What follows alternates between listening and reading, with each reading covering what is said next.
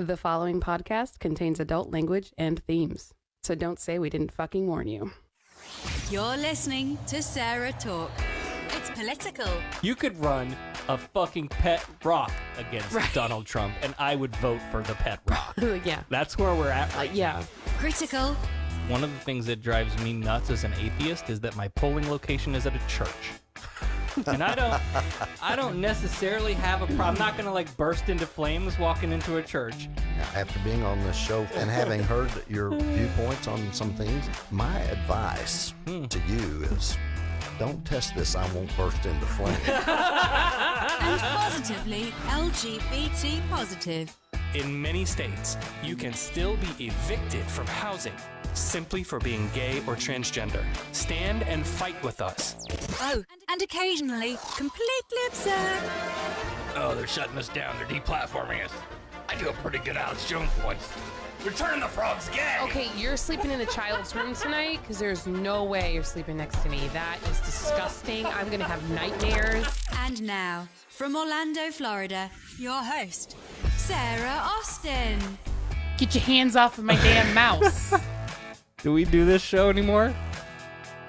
This 1 week, you'd think we'd never done this before. Hey everybody. Sorry we missed you last week. We were all dead.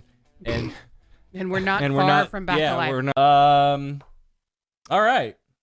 So It's been that kind of day for me, people. it's been Sorry. that kind of week for us. I missed a day of work, and I probably should have missed about maybe 3 days of work. I should have called in, but I didn't. Let's talk about that. See, because some employers, some managers or supervisors, shame you for calling in, right? Have you ever worked for anybody that did that? You're asking me? Yeah. Didn't we meet at a company that does that to people all the time? Well, yeah. But that company sort of did it more from the policy angle, where this is like actual verbal, like, oh, I can't believe so-and-so calls in all the time kind of stuff. Yeah, but they don't say that to you, do they?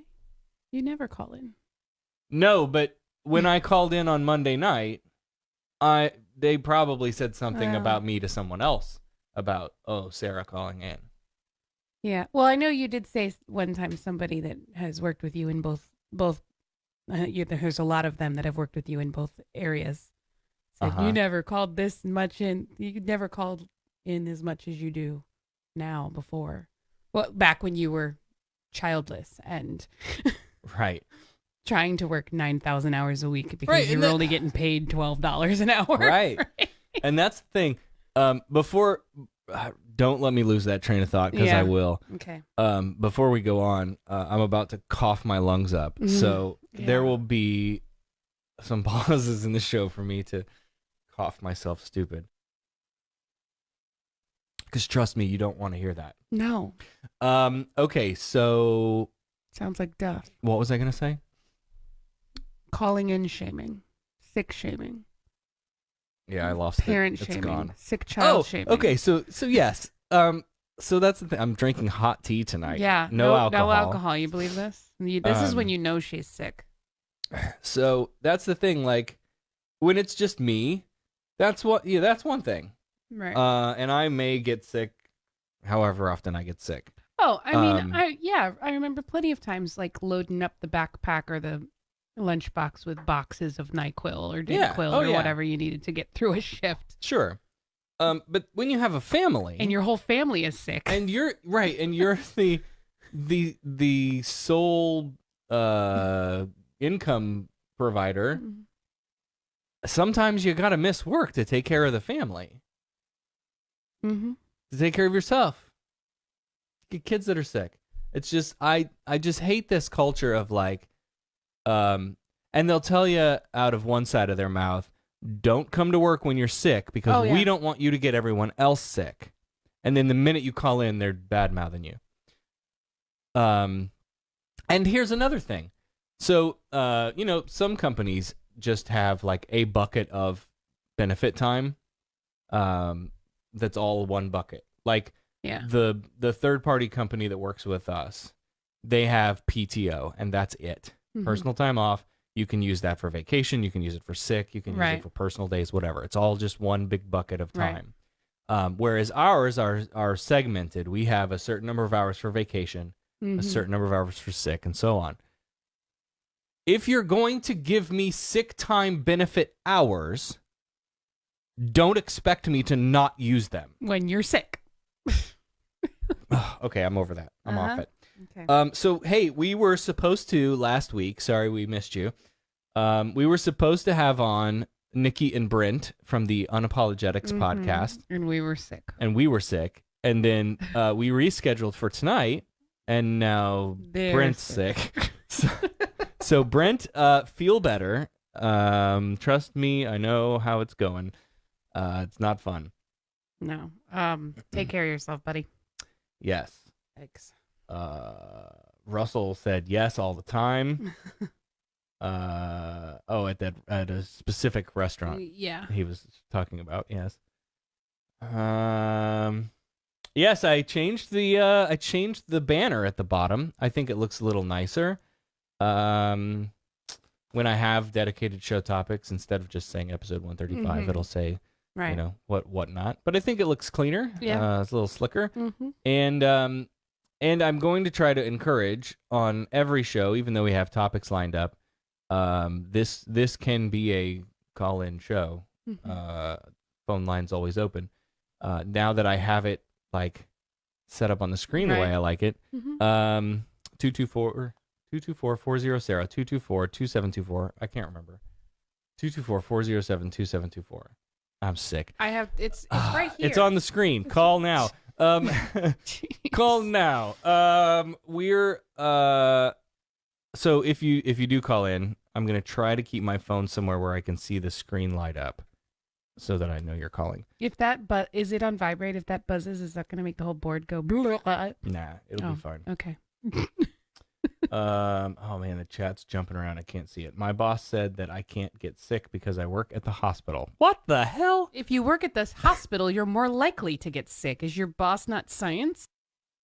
Sorry. Did you just cut me off so you could cough? I was waiting for you to stop talking. You bitch. You don't even want to hear that through that microphone. All right, fine. Let's see.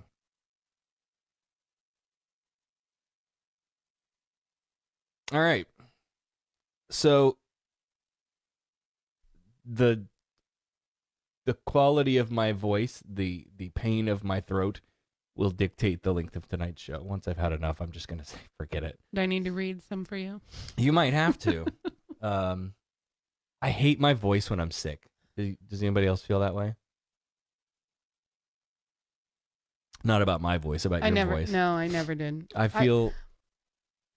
always liked it when I was coming off of a phlegmy cold thing, because when I would go out and sing, I had this raspy, like, Bonnie Raitt thing going on. Well, I don't like mine. Sorry. It's all right. Sad for you. Okay, 15 pages to get through. Let's rock through this. Holy shit. 15 pages, my ass. I mean, I believe that there's 15 pages. We missed a whole week last week, so you've got a 2-week show. Right. But I don't. Okay. I wouldn't put money on us getting through 15 pages. No. And the last 6 are all one kind of rapid fire thing. November 6th. It's coming up. We will be live November 6th broadcasting. We'll have some friends with us in the house. We'll have some friends calling in. We'll take your calls. We're going to watch election results come in, and you can either celebrate with us or be losers, drink yourself into oblivion with us, like, or we'll just cry together, and it might be a bad thing.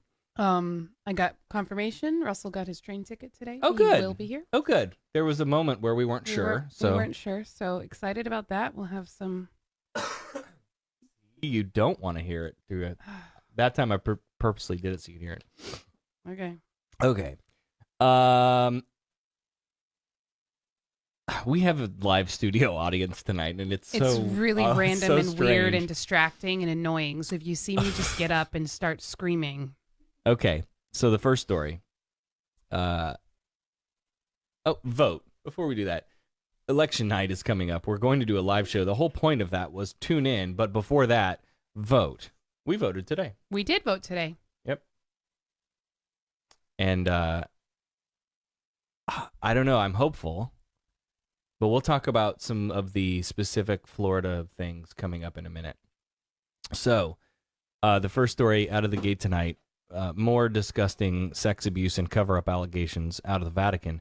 4 hearing-impaired survivors of clerical sexual abuse pointed out the priest who abused them at the Antonio Provolo Institute for the Deaf in Verona, Italy. Gianni Bisoli told CBS News, "I was naked and confused." His abuse started at age 9.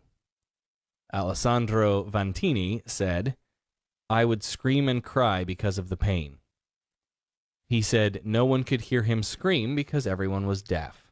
So imagine, Oh my God. you're deaf, you're in this school, and the priests are abusing you.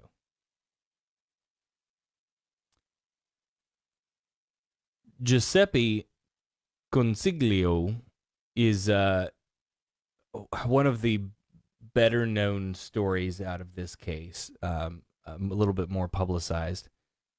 Said he was abused in the confessional.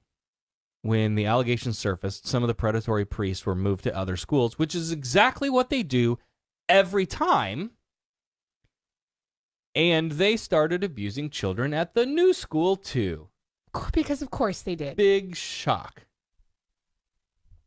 When Giuseppe was 11, a monk working at the institute started teaching special secret signs for things like masturbation, fellatio, penis, and anus. He said, "I didn't understand at first why this man was teaching me these strange secret signs. Then one day it became very clear when one of the priests made the secret sign for fellatio when we were alone, which was followed by him pushing his erect penis in my mouth." Oh my gosh. Yep. From that point on, he said priests and the brothers would give these signs to the young boys and then take them into special rooms. He said some of the boys even tried to write letters about what was happening, but because they had to go through the priests and brothers to get the letters out in the mail, they were probably intercepted. For Giuseppe, the abuse lasted 7 years until he turned 18 and left the institute. But whenever he tried to explain what happened to him, nobody understood the signs that the monk had taught him. Oh my God. So eventually he finds a way to, communicate that out to someone. The story breaks, and here we are. Now, there's been a lot written about Giuseppe's story in the past few weeks. But in all, there were 67 young boys named in court documents as allegedly abused by more than 24 priests and brothers at the Provolo Institute. Prosecutors have been investigating for nearly a decade and are finally planning to bring it to trial later this year. Can you imagine? Disgusting. It's time to leave the church. Right? Again, and there are more, I want to say I saw more investigations that are actually starting to happen with the Catholic Church around the country. But here's the thing. They all do it because it's the power structure that's created, and you put a sicko in power and they abuse their power, period. Mm-hmm. It's not unique to religion, but religion is fraught with it. It's a perfect breeding ground. Yep. Here's an interesting story I think you'll kind of like. The Ninth Circuit Circuit Court of Appeals ruled that the city of Boise, Idaho, could not enforce an ordinance that banned homeless people from sleeping in public spaces on nights when there was space available in shelters. Okay? So you're homeless, you're on the streets, shelter has room at the end. The ordinance that they had was that you could be fined or arrested for, when they say, hey, there's an open space right there, you got to go. Now, we've kind of talked about this issue before broadly, but the homelessness is a huge problem in the States, and everywhere. But and there's certainly a lot more we should be doing about it. Many of these shelters that we do have are run by religious organizations, and so that comes with a lot of baggage. Many of them don't accept trans people, for one thing, or they don't have affirming policies when it comes to whether trans women can stay at the shelter for women. Some places are strictly segregated by gender. There are fewer shelters for families. And a fair amount of them use their shelter programs to proselytize to people in what may be their darkest hour. And that's exactly what was happening in Boise. The court noted that even though shelters had space, some of them turned people away if they arrived late. That's another problem we've talked about. You remember we had a situation at work where we came upon a family and it was, midnight 30 and nothing was open. And if you roll up after the doors shut at 7 or whatever ridiculous time they close, then you can't get in, whether there's room or not. Right. Which is really just sad, because if you're going to put such an early curfew on something like that, at least have, I don't know, there has to be a better way. I mean, I understand having to lock it for the safety of the people that are in there, but at least have some kind of way to let people come in later. There's got to be a process. I don't know. So some of these in Boise were doing that, and others required participation in religious services.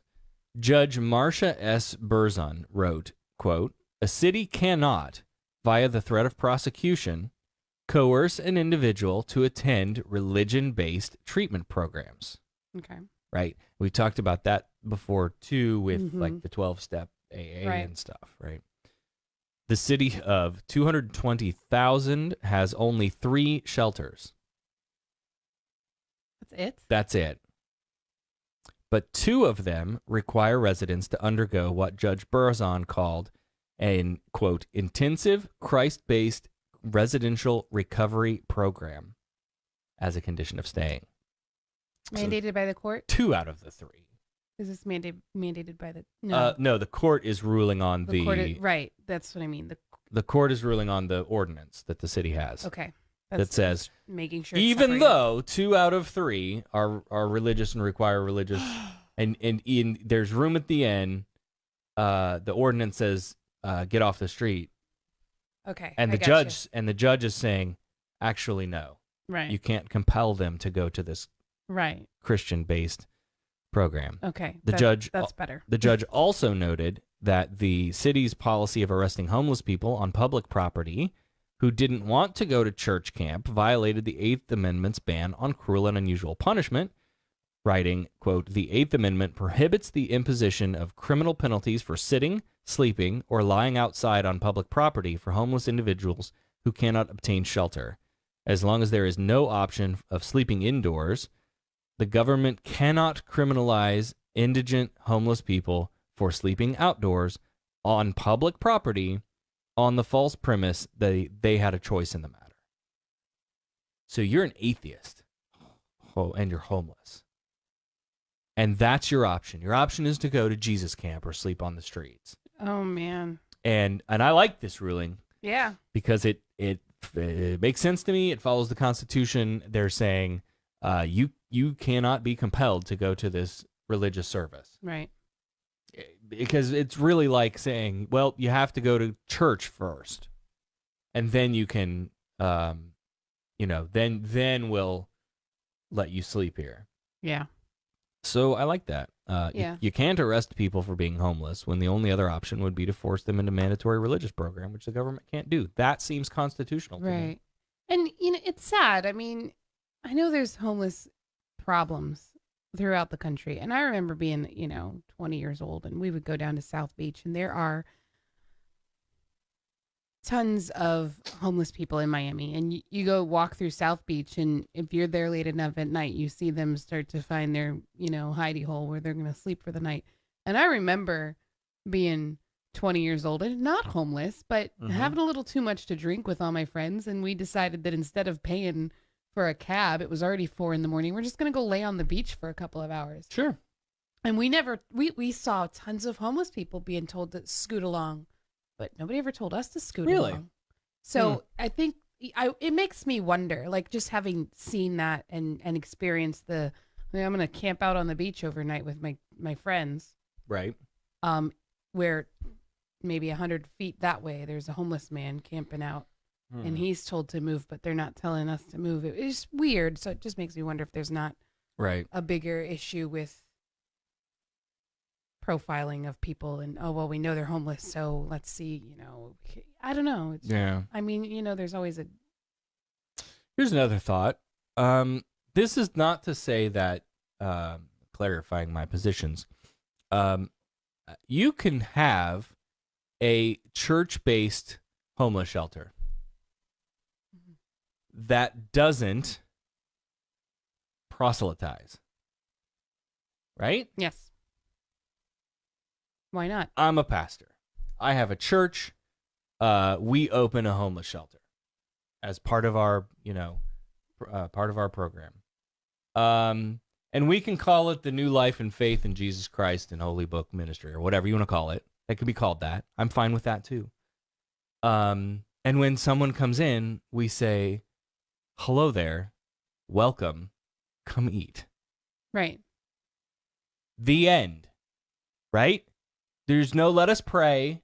There's no "let's read the Bible." There's no if you want to stay here, you have to go to church with us on Sunday. We're not going to do that stuff. You can still be a church, and if only in name is it known that you are a faith-based organization. Right. I think that would be enough. Like, I think about the stories of Jesus in the Bible where he went and fed thousands, and he didn't then require them to. There was no mention of him forcing them to sit and listen to his sermons when he, gave out the fish and the bread. I'm sure many of them did, out of gratefulness or gratitude or boredom or interest or whatever reason they had to stay. Sure. I'm sure that, but nowhere in those scriptures did he say, if you're going to help somebody, you have to force them to listen to your word. It was actually the other way around. You do good for people, and because of your good works, right, they will listen to you. They will know the Lord. Right. So I feel bad because I think a lot of these churches really do have it backwards, and that's where they get their bad rap from. Yeah. I know plenty of Christians that have the right mindset, but unfortunately it's the churches that come in, and the churches have the money to do the things. Yeah. So. And hey, secular people, call to action. Like we need to be doing more. Something. And I get it. The first part of that is organizing. And that's not easy. I will tell you, I have been trying to create a community for those of us here in this county. In the Orlando area, they have a great group. There's a smallish group over in Lakeland. But I wanted to do something broader than one city. I wanted to encompass the whole county and be able to travel around to different cities and do different things there. And so I have visions of how this structure might come to play, and that's what I do with my life. I think of things and then I never execute them. So, but I'm working on trying to gather people in, and that's hard to do. It's hard to find those people. I mean, if I wanted to find a religious person, I'd just go to a church on Sunday. I know where to find them. Yeah. Where do I find the non-believers? That's the hard thing. Or you just sit out in the front of the yard on Saturday and wait for them to walk by. The church people, yeah. The church people. Yeah. We've got so many of them lately. So what I'm saying is, atheists, this is another reason why it's important if you can, if it's safe, just like we talk about all of the marginalized identities, be out if you can. Yeah. Because there's somebody else out there that's looking for you that wants to connect and They may need to build connect. community. Yeah, definitely. Yeah. Yeah. So I started sort of building this group on social media, and there's only so many Boolean search operators that you can add into that search to narrow it down, Right. and if you don't have atheist somewhere on your profile, I'm not gonna find you. Yeah. Like, because that's all I've got: atheist, agnostic, all those the buzzwords. Right. Secular, humanist. So anyway, organizing is hard, and that's why you need to be out so that we can find each other, so that we can build an organization. And hey, let's open a homeless shelter. I would do that in a heartbeat. I think that would be fantastic work. Need a code word for atheists that nobody would be able to crack. You could put that little secret hashtag on your. There you go. All right, moving Flying on. spaghetti monster. Moving on. Are you tired of winning yet? Are you tired of winning yet? So there's been a lot of movement in the bowels of American politics. Aha. On a whirlwind rally tour over the past week or so, Trump told a reporter, quote, "Don't be a baby," end quote, warned of a large migrant caravan moving through Central America towards the U.S. as a, quote, national emergee, end quote, proudly proclaimed himself as a nationalist at a rally in Texas for incumbent Senator and Grandpa Munster face double Lion Ted Cruz. But now Trump says, I don't think of him as Lion Ted now. Now he's beautiful Ted Cruz. Oh, my God. So he fell in love with Kim Jong-un. Beautiful Ted. Donnie, how's your marriage? Let's talk. So pick one of those. There's so much. Everything's. It's like the news cycle that Threw never up on us? Yeah, right. Ugh, gross. Where do you want to start? Okay. So this whole Ted Cruz crap is ridiculous because it's like he doesn't even remember the things that he says, and not even like he's denying it in some cases. Oh, I never. Who, Don or Ted? Donald. Both of them. I mean, Well, both of them. Everybody's lying. Everybody, and it's like I just don't. I understand the move, like when you're running against somebody in an election, and then you have to like kind of join forces to save face to pull the party together. Right. But this is just, I don't know. I can't. Maybe it's just because every single word that comes out of Donald Trump's mouth is a lie. Well, and that's going on all over right now. Well, campaign season is wound up tight, and that's Right. what the Republicans do. I watched a great campaign rally with Obama. Bless your heart. Right. Did where- you just bless Obama? Yeah. That's funny. where he just went through all of the things. It was like, listen, do you remember when they were scaring you about this thing? Right. And then they get into power, they get into office, and then that thing's not a problem anymore. Well, Right? with Donald, though, it's weird because there's people that, it's their job to count how many lies he tells in a day, Yeah. and he keeps just breaking his own record. Right. And that's scary. If I were a Republican right now, I'd be very worried about the what is going to happen to the party, like with this president. Yeah. Well, that's the thing. So I'm in the middle of reading Democracy in Chains. Yeah, you need to hurry it up because I want to read I know, it. and we got to get her on the show. It's not going to happen before the election, Well, obviously. I'd like but to read it before um, we get her on the show. So you need to hurry Yeah, up I and read will. that so that I have time to read but it. it talks about the formations of this new radical right wing Yeah. of the Republican Party, and so and we'll talk to her about this. But it feels like to me that the Overton window has just shifted so far to the right that that crazy is now normalized. Right. And so if you're a mainstream Republican, and you have been, right, you're center conservative. Now you can't be, because the party has moved further to the right from you. Right. And so you feel like, I'm to keep Donald Trump from ripping your ass, you've got to go with this new party thing. And they're selling themselves out. And I hope like hell that backfires. Vote. Okay. Okay. Pause.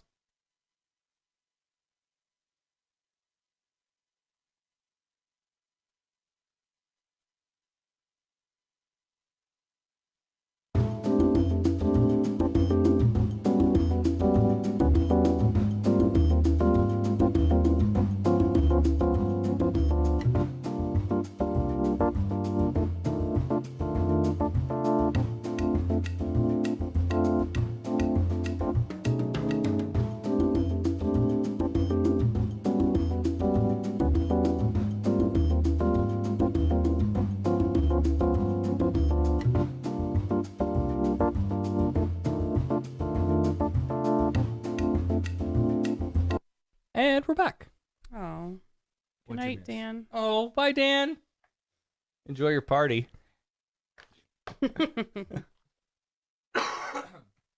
Okay. Where the hell was I?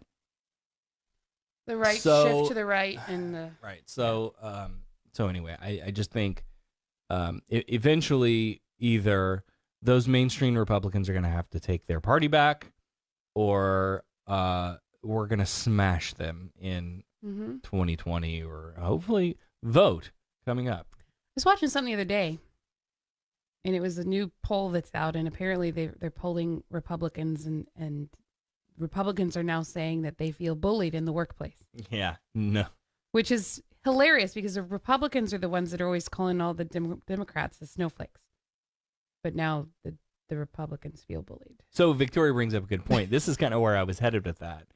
Have you heard about all the Republicans running on the Only We Can Save Obamacare platform? So this thing that I watched with Obama, who he did a couple of campaign rallies recently that he talked about this kind of stuff, which is these Republicans will get up in front of a camera, they'll get up on stage, and they'll say, Ted Cruz, perfect example. So we're talking about Ted Cruz. Ted Cruz gets up in a debate with Beto and says, everyone wants to protect pre-existing conditions. Everyone agrees. We all want to protect pre-existing conditions. That's fascinating. Let's go look at your voting records. Yeah. Because y'all have been like over 60 votes to repeal Obamacare. And that was a key component that they fought against to get it in there in the first place. And that kind of stuff is happening. But the most frustrating thing about it is, and this is why this ties in the politic and the religion, does truth matter to you? Does whether or not a thing is true, that shouldn't matter. That should carry some weight. And I don't want to be like, oh, Democrats are the only ones that care about the truth. But when I look online and I look at the trolls in the comment section, and I read the articles, and I click over to Breitbart if you want to really Make yourself vomit. Yeah. That's the truth about why we all got sick. We were binging watching on Breitbart. Alex Jones and looking at Breitbart. No, so but that it's just the truth matters, and when you listen to them talk, I do not get the feeling that they care about what's true. I get the feeling that they care about getting into office, staying in power, and here we are. You know, they've sold themselves out on several fronts, and this is why I want to talk to Nancy, Democracy in Chains, because so when I trace back, like just in my own, not doing any research, just in my own mind, when I kind of follow the breadcrumbs backwards to when did the Republican Party fall off the rails, right? I got about as far back as the moral majority in 1979, year of my birth, when Jerry Falwell and company got in bed with the Republican Party and made all of the religious platform the Republican platform, and they tied the two together, right? And then abortion became a big deal. Gay marriage became a big deal, right? And that's about as far back as I could see, right? But Nancy's a historian, and so she traces it all the way back to like slavery in America, and it's fascinating.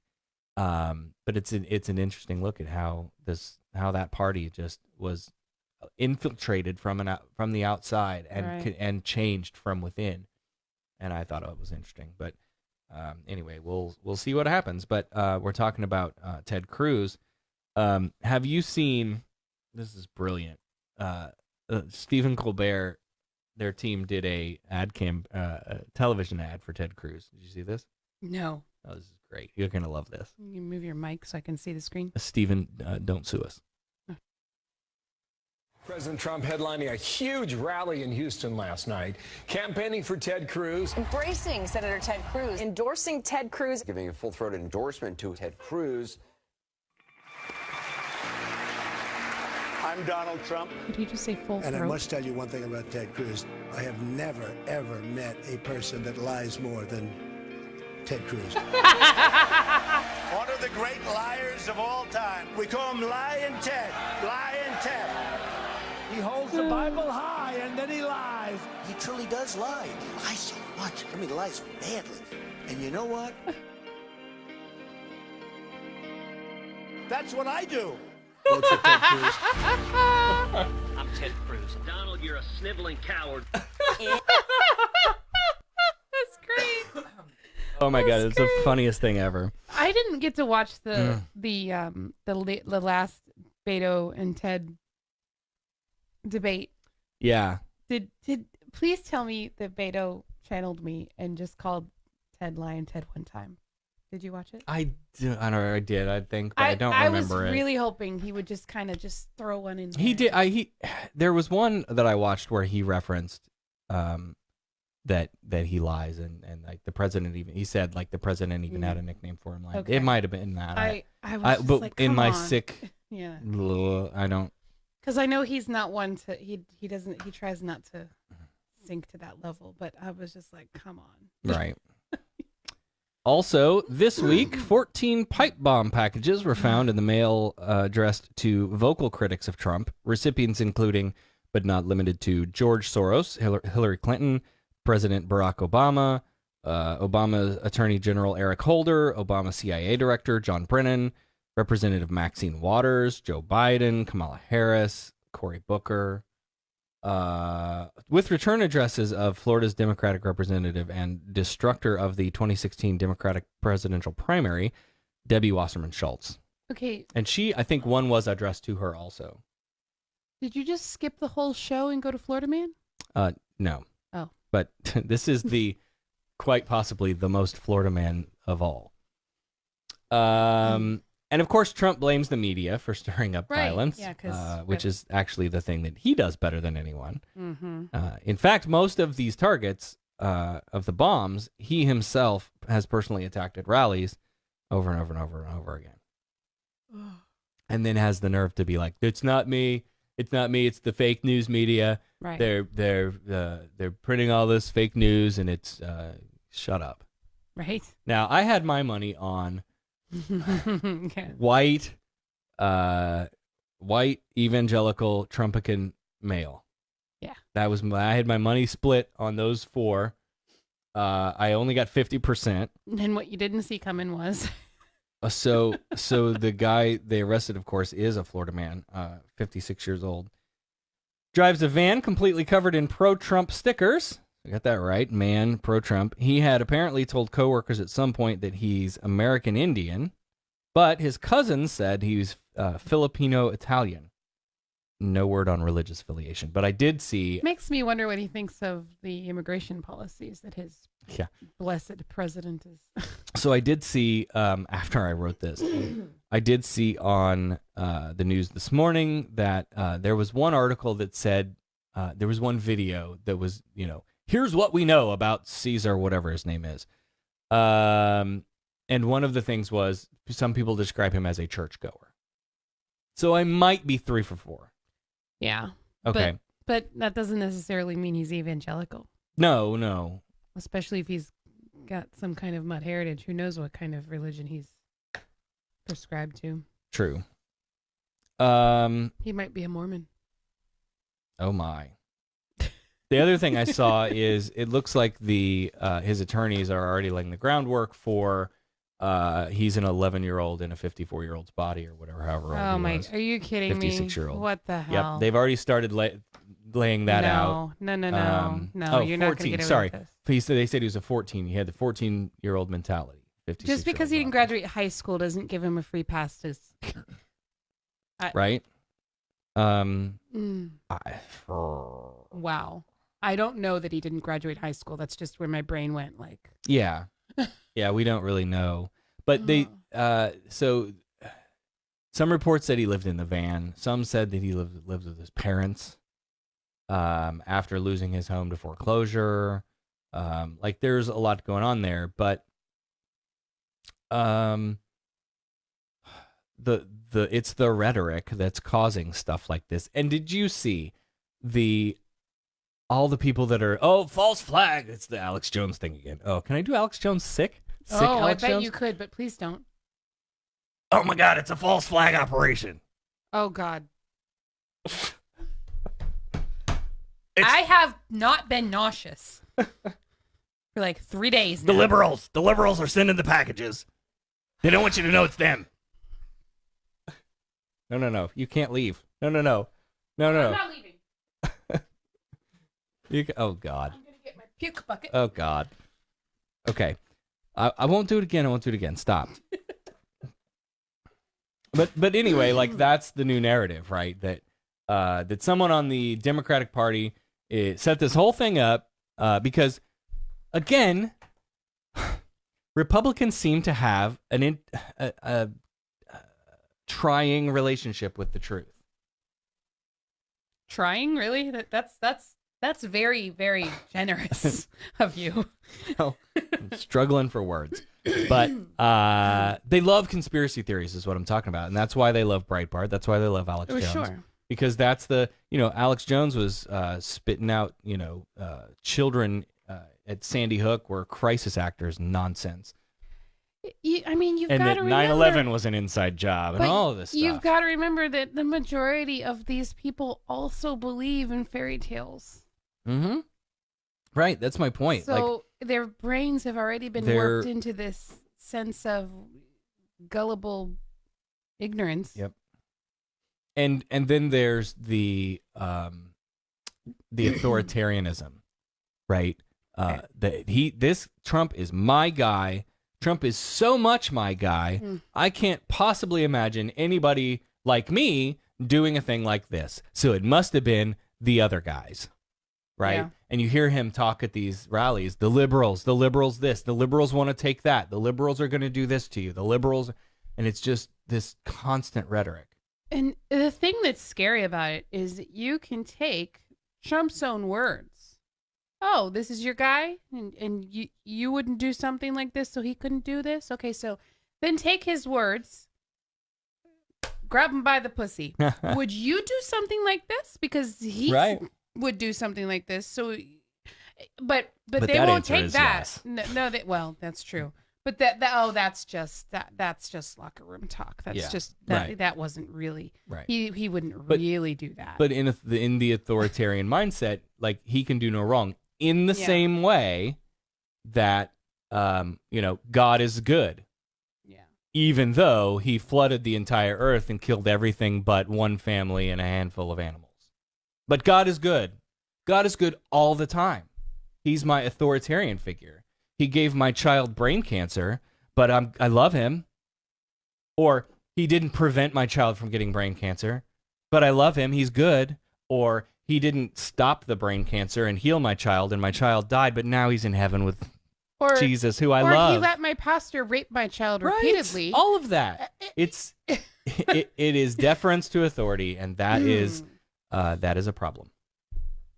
Anyway, so if that's not enough, she said her teacher explained to her that sex is determined by biology. Gender, however, is that spectrum between male and female. Oh boy. I'd never heard that before in my life. so if that's not enough, the New York Times dropped a bombshell of their own this week, breaking the news of a leaked draft memo that describes how the Trump administration is considering redefining the legal definition of sex in Title IX of the federal civil rights law, as determined, quote, on a biological basis that is clear, grounded in science. Now they care about science. Objective and administrable. This definition would, according to a draft of the memo, quote, define sex as either male or female, unchangeable, and determined by the genitals that a person is born with. Any dispute about one's sex would have to be clarified using genetic testing. End quote. There are so many problems with this. Wow. So, first,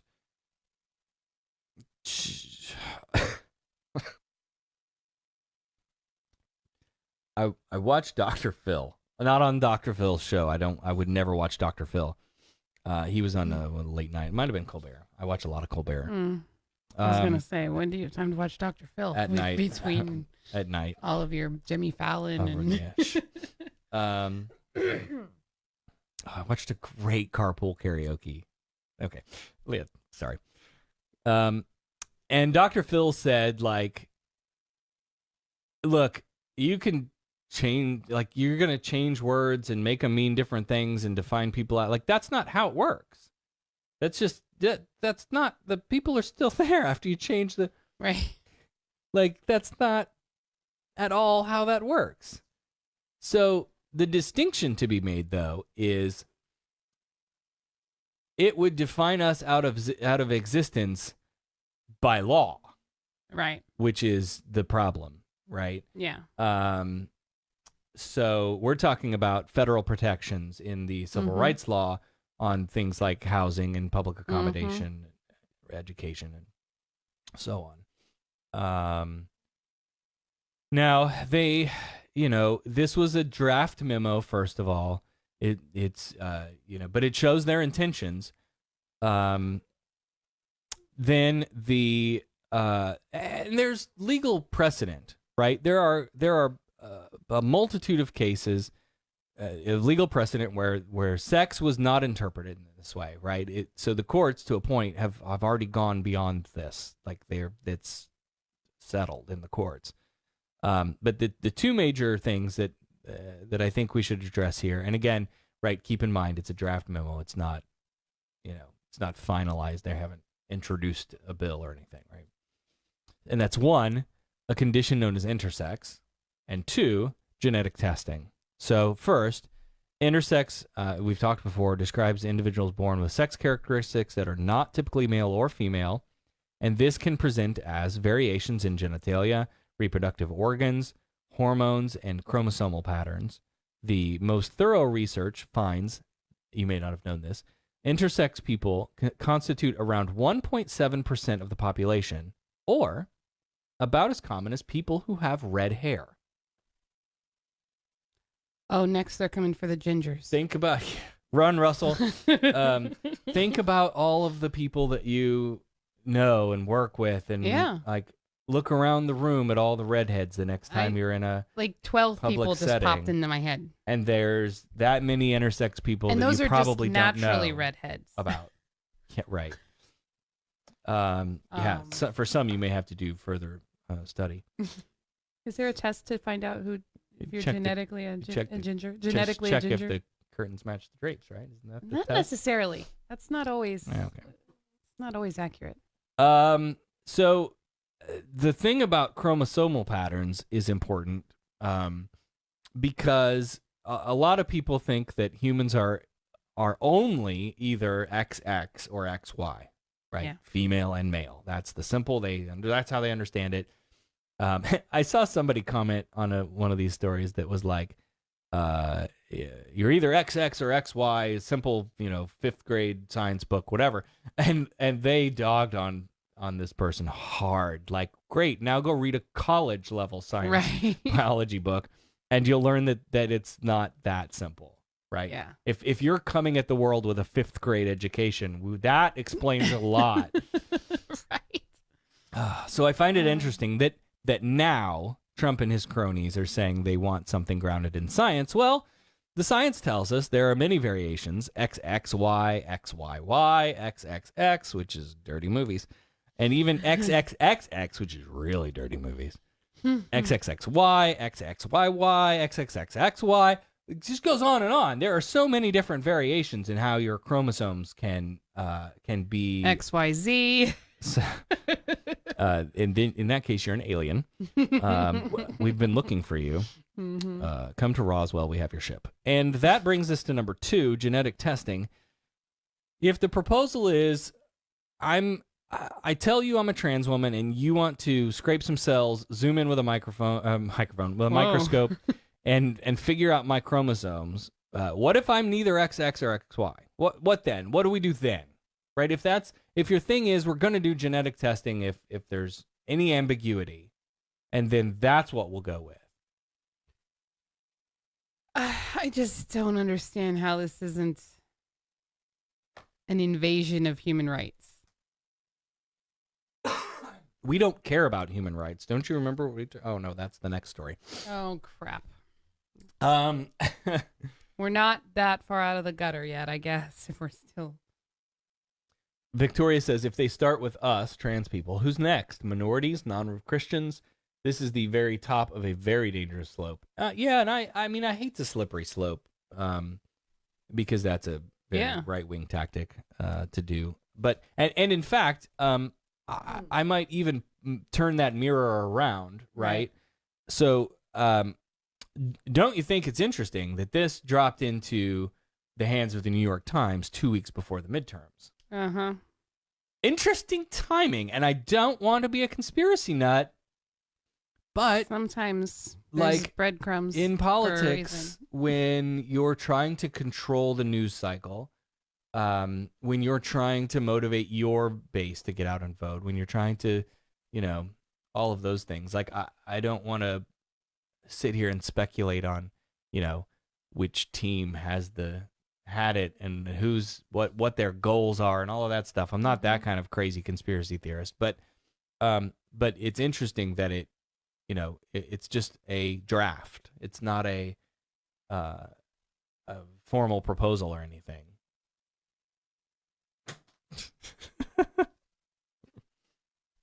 Please stop humming. You're distracting me. So listen, I don't know where this is going.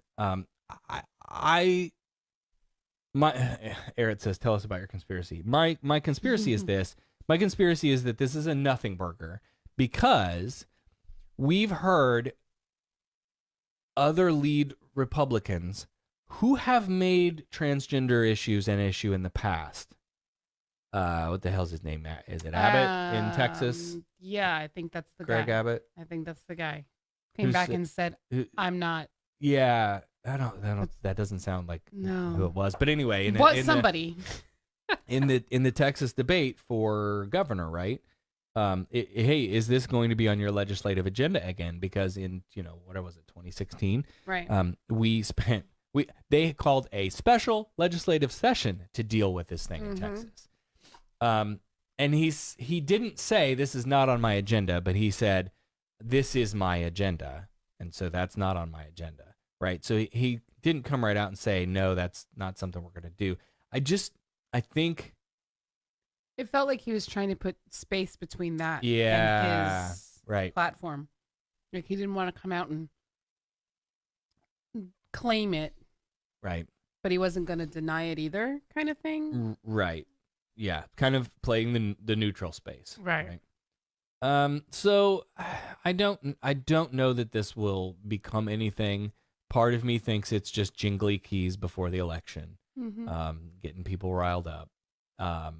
And you know, and then when the election comes and goes, then we'll see where we are and you know, see what happens. All right, let's move on. Speaking of human rights, we left the Paris Climate Accord. We left the UN Human Rights Council. And earlier this month, we became one of 13 countries in the United Nations to vote against a resolution condemning the death penalty for having gay sex. The vote passed in spite of us, thank goodness. But once again, we joined our new Red Curtain allies, China, Iraq, and Saudi Arabia, in saying, basically, quote, killing someone for having gay sex? Well, that sounds all right with us. Several countries used the death penalty for gay people, including Iran, Saudi Arabia, Sudan, Yemen, Nigeria, and Somalia, as well as the ISIS-occupied territories of Iraq and Syria. What the hell is going on, America? Look who we've aligned ourselves with.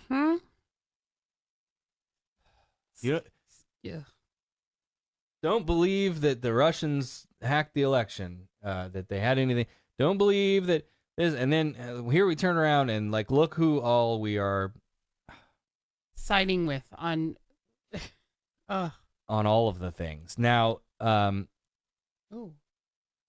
wow, I got kicked out. How did that happen? That was freaky. The whole screen went white. Whoa. Somebody trying to log in onto your Facebook and hack your account earlier. No. Okay. Now, State Department spokesperson Heather Nauert told The Independent that the U.S. was disappointed to have to vote against the resolution. We didn't want to vote against it, but we had to, and we were disappointed in that. Quote, the U.S. voted against this resolution because of broader concerns with the resolution's approach in condemning the death penalty in all circumstances and calling for its abolition. So I didn't read the thing, but that sounds okay with me. This cowboy Westerner politic bullshit of like, oh, you killed somebody, we're going to kill you back. Like, I still don't feel good about that. Yeah. I can't go there. And if at the very least you can't say, I'm going to support this, but not because of, that it decries the death penalty in all cases and death penalty is bad. But at the very least, don't kill people for being gay. Right. That's like, I come closer and closer. I've never really had a firm like, no, I'm totally against the death penalty, because I've always thought, you know what, there are extreme cases, and I don't know personally if something wouldn't change my mind if it affected me directly. That is a good position to take. So, but I do get closer and closer to that. There's no reason to kill anybody. Yep. Let them rot in prison. Right. Make their lives miserable. Oh, but you don't spend my tax money on that. But you know what? Person.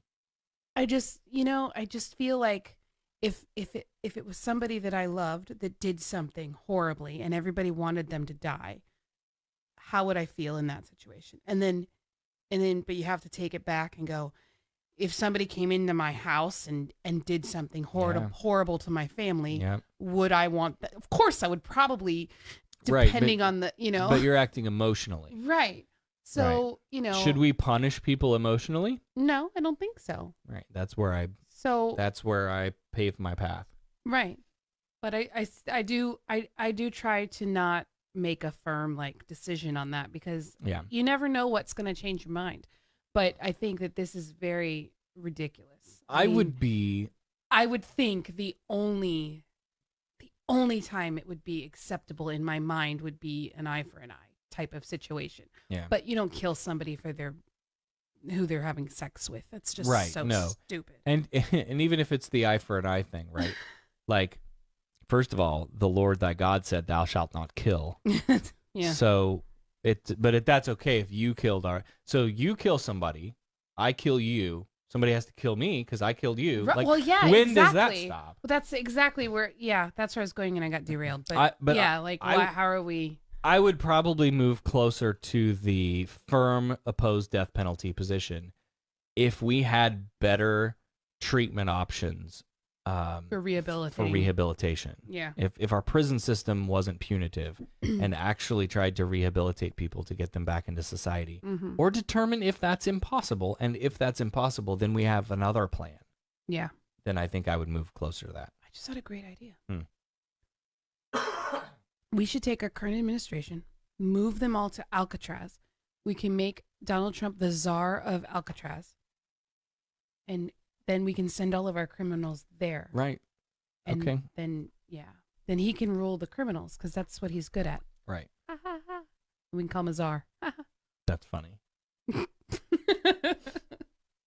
Okay.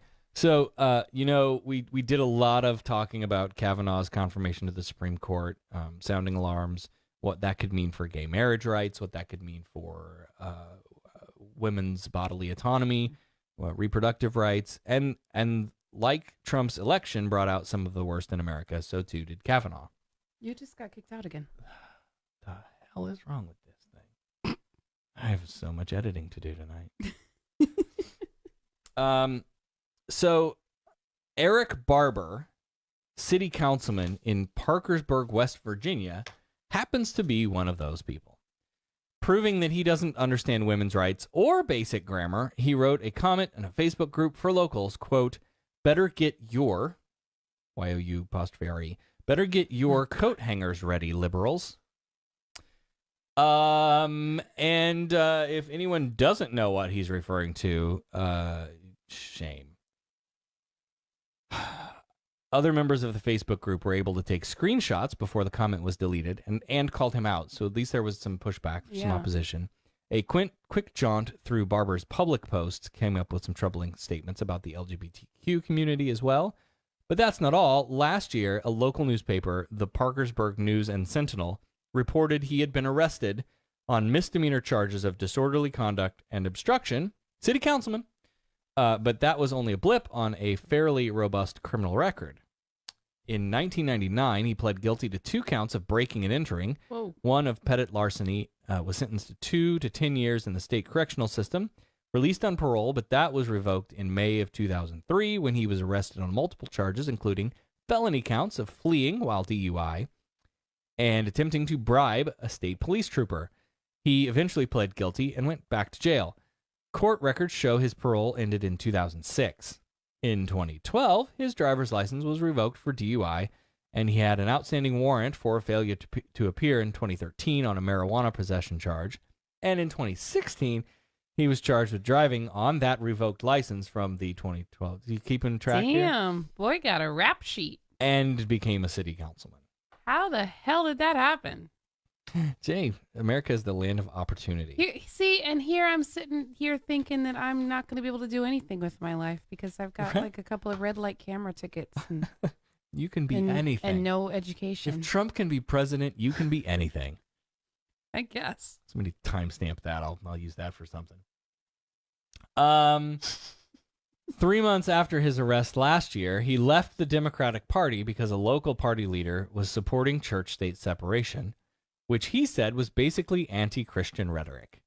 And to add further salt to the wound, last July, the Freedom from Religion Foundation filed a lawsuit against the city council on which he serves for opening every meeting with a recitation of the Lord's Prayer.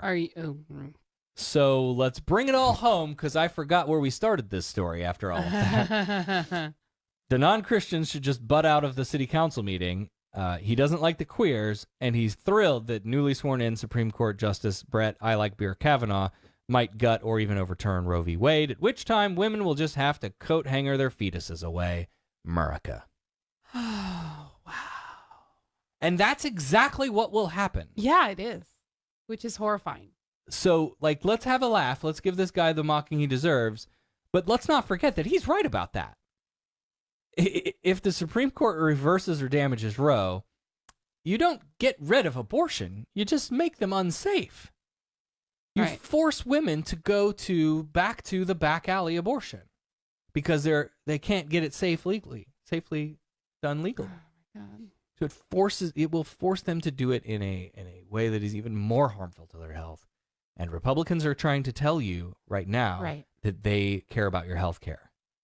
Bullshit.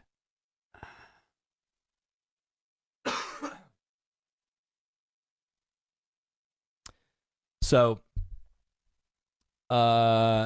let's move into some local news. Let's take a break and then we'll do the local stuff. Okay. How's that sound? Sounds We're at an hour. great idea. I'm drinking hot tea tonight. I don't know if y'all noticed that, but Very hot. no, and it's basically empty. I need to load up. Yep, let me. My throat is feeling okay. I'm just Keep it lubricated. You'll be okay. That's what she said. All right, we'll be back. You're listening to Sarah Talk.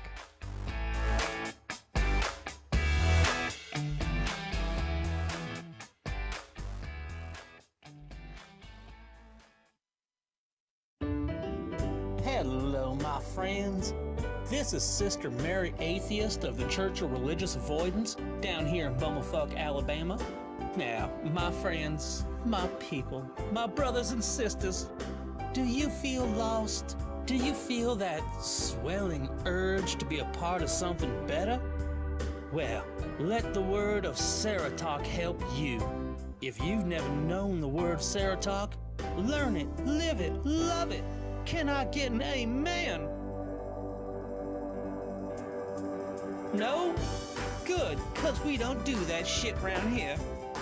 My friends, we must all remember that the good word of SarahTalk doesn't happen for free. So get yourself over to patreon.com/SarahTalk and help us spread the word.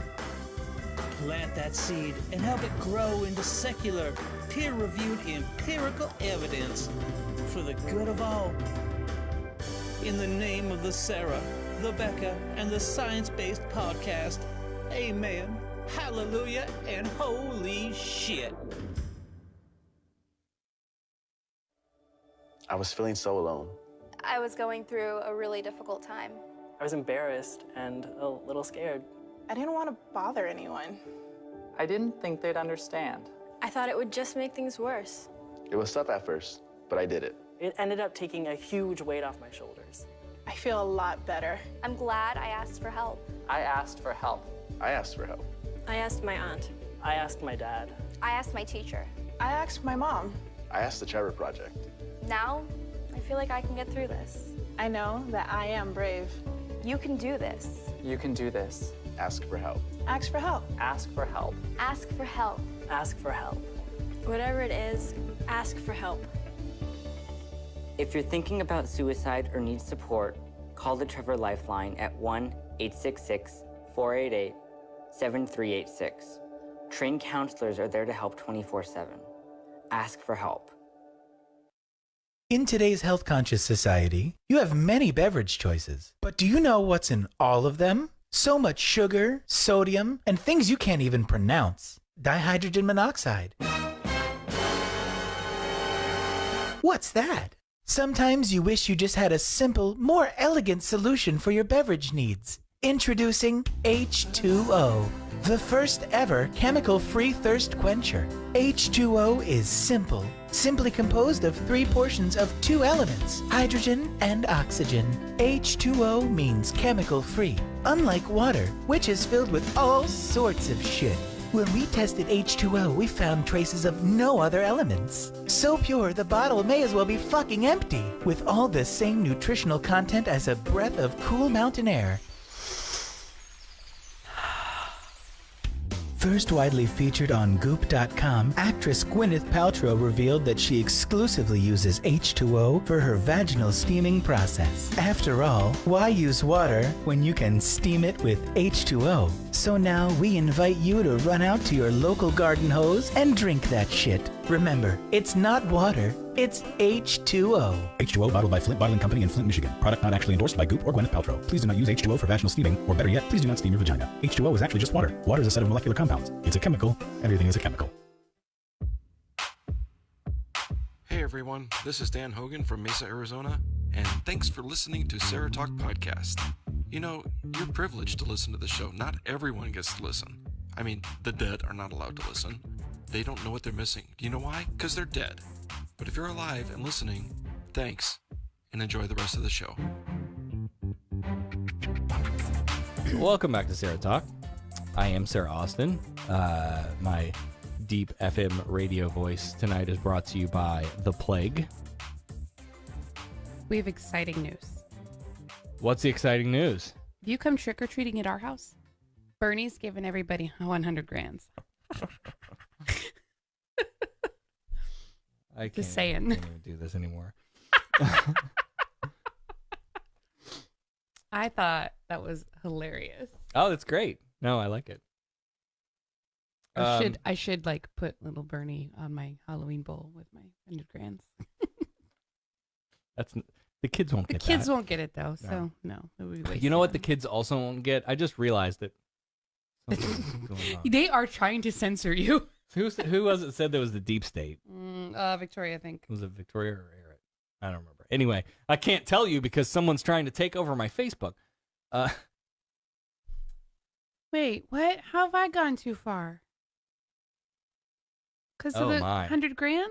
I guess so. It was a great joke. He's socialist. He's trying to give everybody money and healthcare and education. I got it. Maybe Russell just didn't. Russell's just so mean. I realized that H2O commercial that Jake did with us.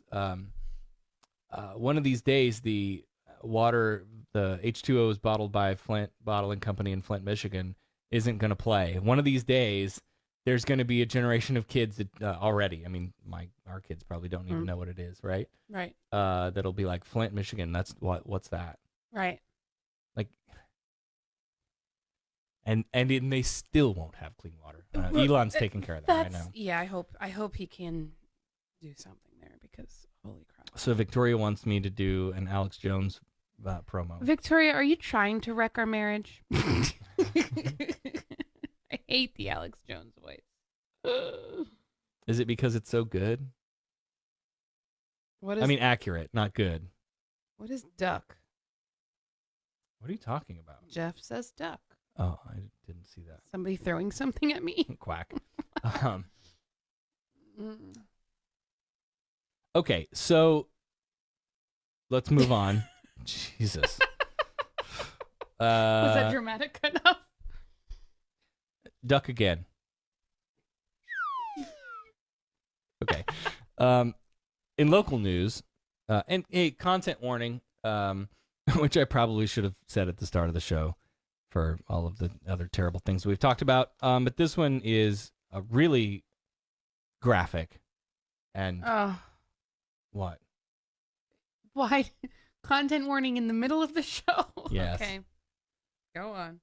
And in local news, 40 miles from the Sarah Austin studios here, 2 girls at a Bartow middle school were arrested Tuesday and charged with conspiracy to commit murder, possession of a weapon on school property, carrying a concealed weapon, and disruption of a school function when, after one of the girls' parents received a phone call from the school that her daughter had not shown up for class, she called the school and the assistant principal found the students in a bathroom. Here's where it gets Florida. This is a middle school? Yeah. All right, so let's put a pin on that because these are 11, 12, and 13-year-olds. Yep. So this is where it gets Florida. Once in the principal's office, the girls were found to have 4 knives, including a butcher knife and a kitchen knife, a knife sharpener, scissors, and a pizza cutter. According to officials, the 11 and 12-year-old girls said they were Satan worshipers and were going to drink the blood of the students they killed, possibly eat their flesh, and then kill themselves. Holy shit. The girls had a goblet in the bathroom.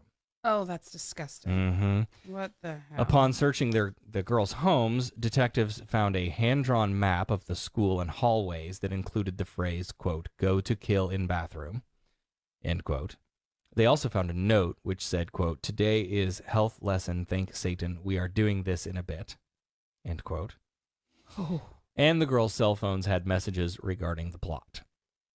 When interviewed by detectives, the girls said they planned to go to first period and then meet in the bathroom where they would wait for smaller students to come in so they could attack them, hoping to have at least 15 victims.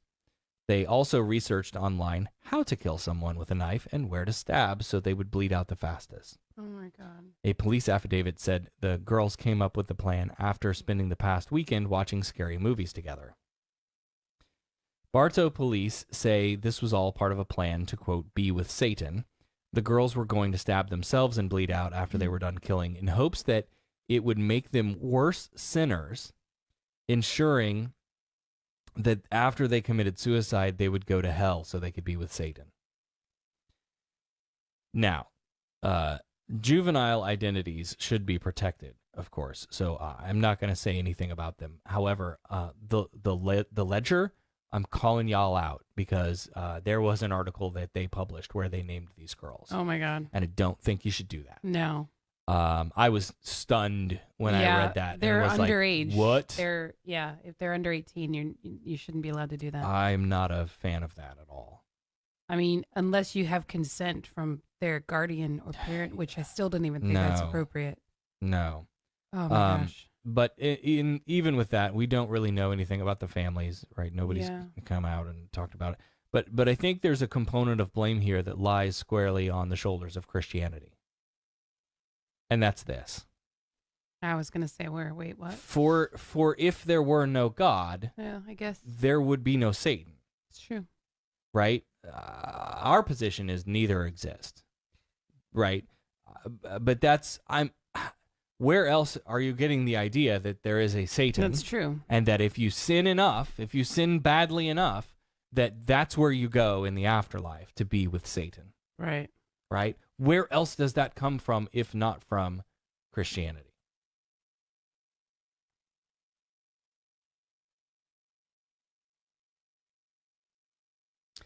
So again, like I'm interested to I would be interested to learn some of what's going on with his family, because obviously there are something happening, some kind of breakdowns. I don't know if that's well, Dad makes a good point out in his comment. He says Bartow, the seat of Polk County, largest county in Florida, arguably the reddest. Yes. So there you go. Correct. You're a red state. They're Right. ultra religious. Our school board meets in Bartow. Like that's that is the home of the school district. Yeah. So of course there's going to be high volumes absolutely believers. Mm-hmm. Yeah. So I say dispense with the magical thinking all the way around, and then you get rid of both of those things. Right. Just be good to be good, and if you're going to be bad, go to prison. And the Church of Satan came out, and this is where I read their names in the ledger. The Church of Satan released a response, prepared a media response to this that basically said, like, look, thank you, first of all, the ledger, for your initial article, which referred to these girls as, what did I say? So Satanists? That but this was how that they identified themselves. Oh, no, sorry, as Satan worshipers. I got it backwards. Mm-hmm. They self-identified as Satan worshipers, right? And the Church of Satan, which is different from the Satanic Temple, but the Church of Satan's position was, look, to be a Satanist, i.e. a member of the Church of Satan, we don't believe in Satan either. Like it's kind of a tongue-in-cheek atheist group that, uses Christianity to mock itself and say, like, look, we can be good without all of that. Right. And, we don't eat babies and drink blood and do all this crazy stuff. Like, we don't worship Satan because we don't believe in Satan, even though we're the Church of Satan. It's a joke. Didn't you guys get it? And so they were thinking, they were thanking the ledger for, like, making the sort of making a distinction. Yeah. Like, that's the sad part, is so many people that are religious hear the term atheist and they have no idea. Mm-hmm. And they just think, oh gosh, you worship Satan. Well, nope. No. Don't believe in him either. Not what that means. Yep. Nope. It's ignorance. So again, that's 40 miles away. That's our county. That's our school district. That is way scary. too damn close to home. Yeah. So, let's end the show tonight with some Florida politics. So the rest of the show is about Florida. Okay. But don't click away. because what happens in Florida fucks you all over too. So pay attention. Welcome to this. Was this? This is a swing state, right? How excited are you for Andrew Gillum? Oh, please, people, I beg you. So our plan. Do not elect this DeSantis shithead. Yeah, he's kind of a monster. Oh, and kind of. Love you, girl. But one of my friends who's trans made a post the other day. There was something about like they're equally as bad. They're both the same. There's no good candidate. Gillum is not going to protect trans people any more than DeSantis would, or maybe even DeSantis better. Like that was the sentiment, and I was like, "Who are you? And how do you? What?" Gillum's endorsed by the equality count, like all of the different equality groups. What is sad is that she's not alone, and there's so many people that just I don't know where they're getting their information from. Can I start with Caitlyn Jenner? Yeah, really, Caitlyn. Caitlyn Jenner. Fuck. Caitlyn Jenner comes out and says, "Wow, I can't believe that Donald Trump. He was my friend. I thought he was going to protect." He stood up on a stage and held an upside down rainbow flag that said LGBTQs for Trump, and told me that the Democrats weren't going to protect LGBTQ people like I will, and I will protect them, and Hillary Clinton won't, and you need to vote for me. Yeah. And then she did, bitch. Dumb bitch. Right? But privileged dumb bitch, because again, like then when when he goes after this minority, right? He goes after a racial minority. She's quiet. Caravan coming through Central America on the way to their terrorists and criminals in the caravan filled with poverty-stricken homeless people who are fleeing oppression from their country. But these criminals are coming to our country to invade us. Not a word. Because it didn't affect her. Right. When every group prior has been in the crosshairs of the Trump administration, Caitlyn Jenner is silent. When the crosshairs turn to our community, suddenly she speaks. I don't care what she has to say about it. I really don't. Change. That's all I want. All I want. You can still be fiscally conservative. You can still think of yourself as conservative. But when you have these facts in front, here we go again, fucking truth. When you have these facts in front of your face, didn't we talk about this earlier?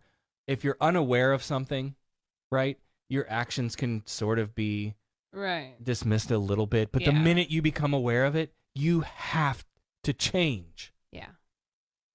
And it's Caitlyn, it's time. And Again, there are probably thousands, maybe millions, I don't know, of conservatives that are now identifying as independents because they're separating, because some of their values are not, because the right has gone so far to the right that they're kind of just like, whoa. Right. No, I'm not going that far. And that's okay. Right.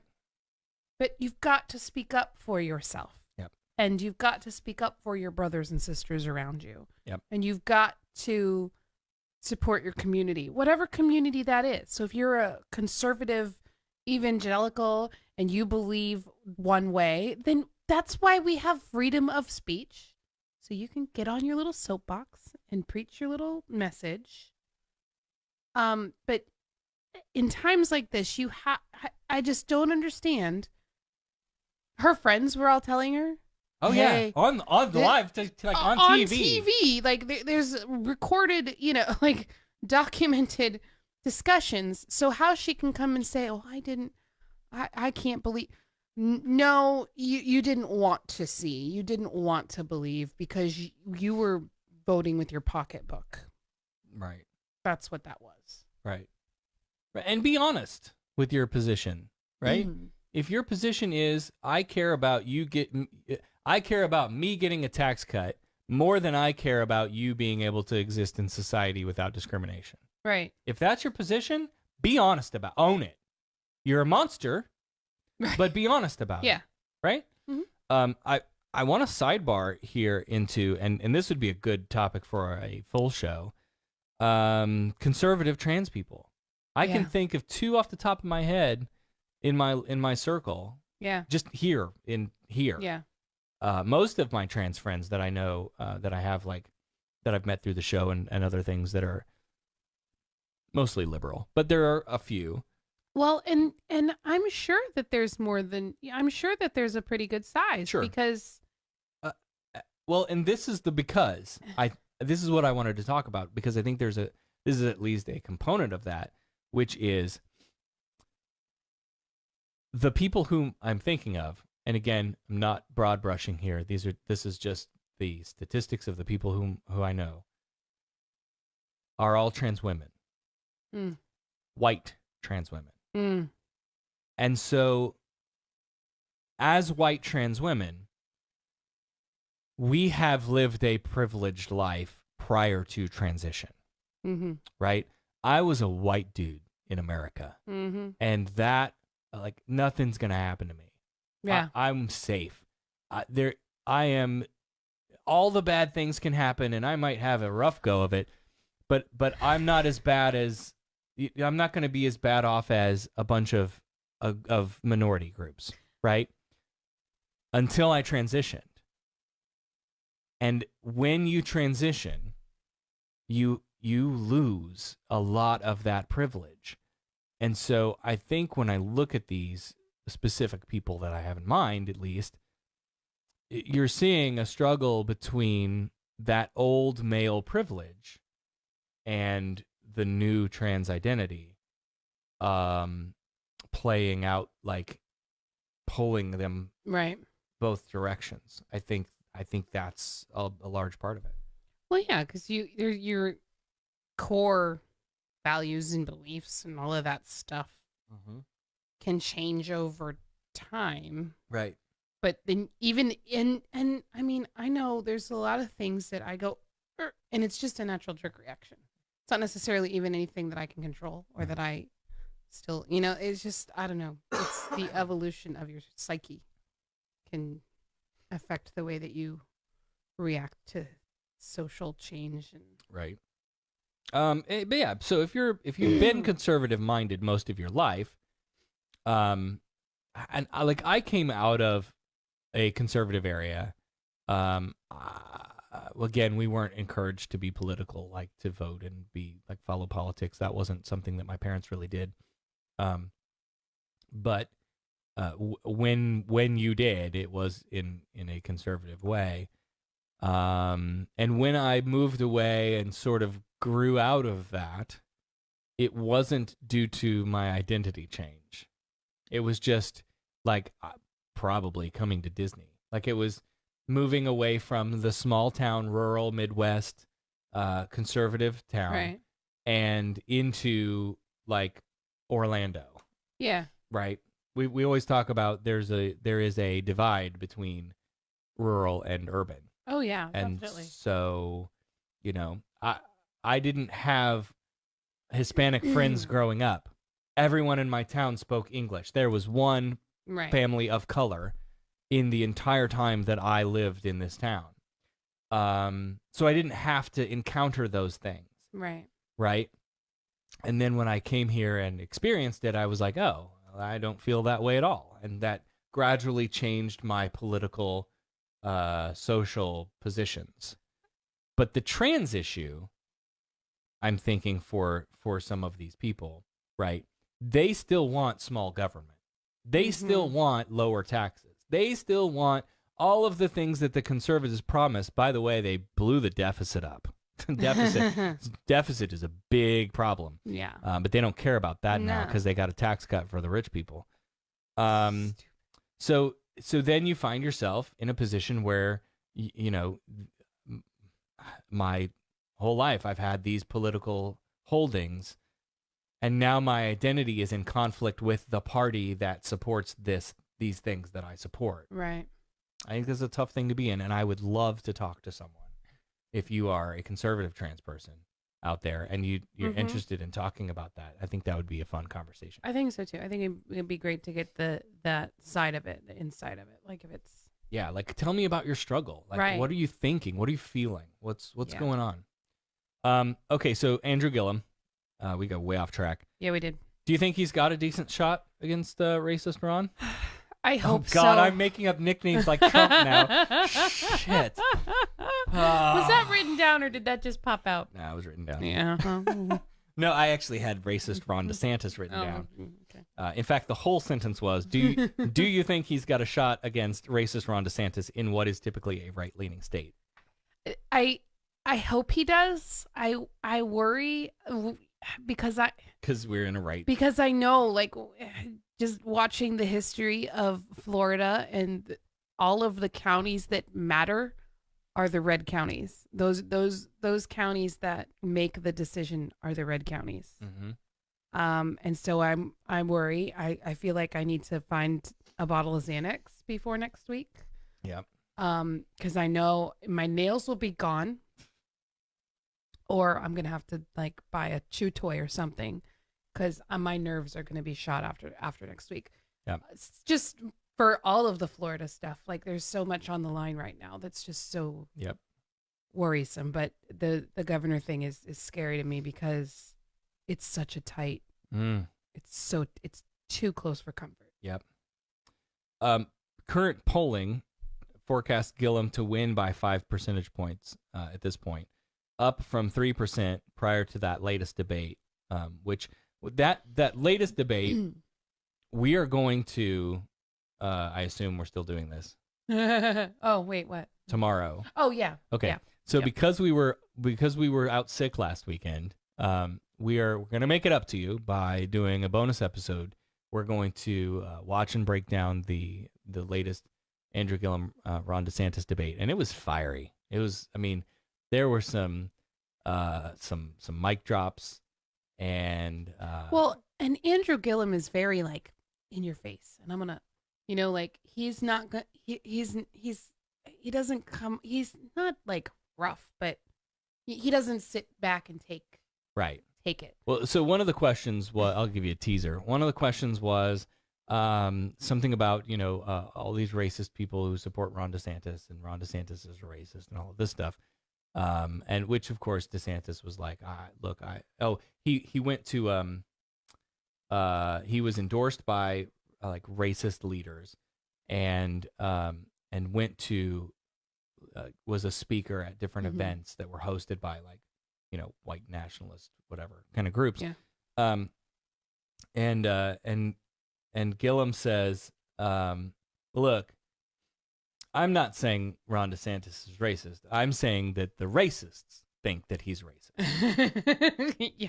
It was a great one. So tune in for that. Russell wants to know if we're going to do this on Facebook tomorrow. So I haven't decided yet. I thought about maybe trying to do it live only for patrons, but there are so few of you all that I don't know that would benefit anyone, because I don't know when you're available and all of that stuff. Yeah.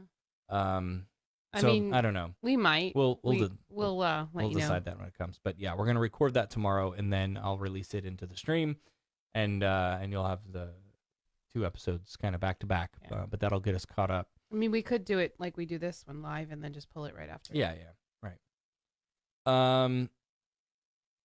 538 has Gillum's chance of winning at 79%, and Ron DeSantis at 20%.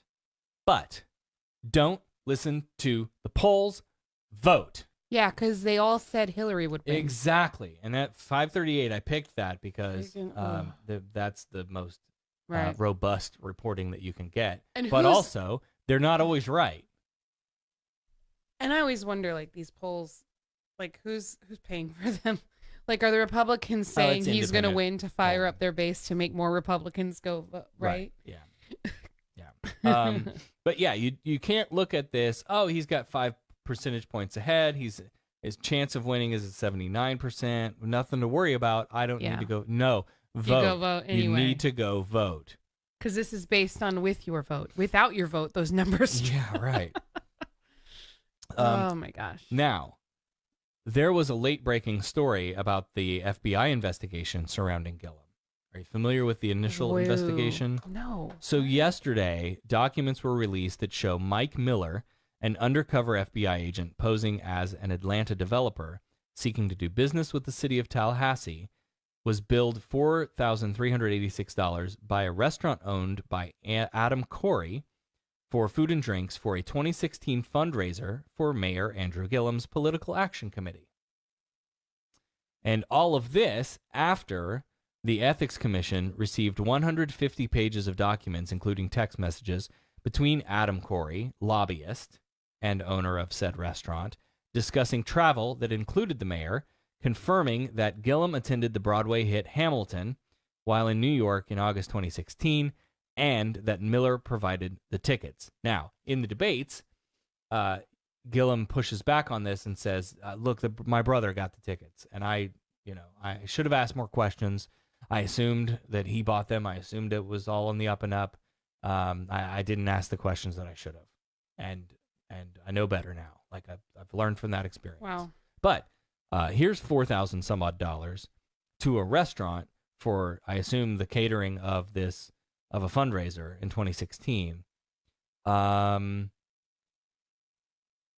Change your vote at all? Change your confidence level? I don't. I mean, the FBI has been investigating him, and he has said repeatedly the FBI is investigating like the office, but not necessarily specifically me. And yet, then you have all of this kind of stuff coming up, and I don't know. It doesn't change my vote. I don't think it changes my vote. I don't think it changes my confidence. I think, things like this happen in politics. Mm-hmm. When I look at the campaign that he's run compared to the campaign of his competition, the things that he's said, the things that he's achieved, the people that he has supported, visited, talked to, the stories that are out there, I don't think that this makes him a bad apple. I think that maybe he has some people working for him that shouldn't be, and that'll come out in the wash, I'm sure. Yeah. I don't know. I wouldn't tack all of my. Right. I'm not going to pin it all on this one story. I mean, if there were to be continuous things. Yeah. But I don't know. I don't know. And if you want to look at me as in say like, well, you're willing to, let somebody use money, for for what?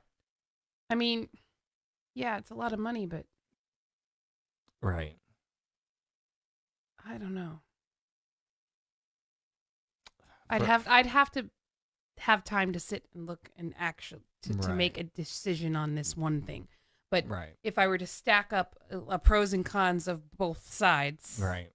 Okay, there's one little sad face on Gillum's side, and yeah, no, that's a good way to to describe it. Yeah. Okay, so we're gonna do a response show to the last debate, but I'll tell you, I watched the only debate between Bill Nelson and Rick Scott. God. Which was on Telemundo. Of course it was. I don't understand this at all. Really, that's the because only it's debate Florida. that they've done, and I get it, but that's the only debate that you've done. Well, it's Rick Scott. Yeah. Think about it. But let me tell you, I gotta say that was quite possibly the most boring thing I've ever watched. Well, it's. I honestly thought one of them might die from old age and boredom right there on the stage. Well, there you go. I mean, it was like watching two old men in rocking chairs at the nursing home discussing each other's medications. That's how boring it was. It was awful. Did you see the Rick Scott commercial where he's playing with his grandsons? No. Oh, yeah. He's like, Bill Nelson wants to sling mud at me. Well, I have 6 grandsons. I'm used to it. And oh, my God. Like, are you kidding me? Stupid. I don't know. Neither one of those options are really like I'm not excited about either. No, that's I mean like I don't want to be the party line Democrat. Bill Nelson is an old dude. He needs, he's one of those guys who doesn't use the internet. Right. Yeah. And he was an astronaut and a fucking hero, Yeah, and I get sure, it. fine. And I get it. But if you're too old that you're out of touch with Right. 2018 America, then but those are our choices, right? And they're both awful. No, let me take that back. Bill Nelson's not awful. He's just old. That's not what I meant. That's not what I meant to say. He's just. They're both not great. I mean, Rick Scott is just deplorable, but Bill Nelson, he's been around a long time, right? And it shows. I think he will vote. Yeah.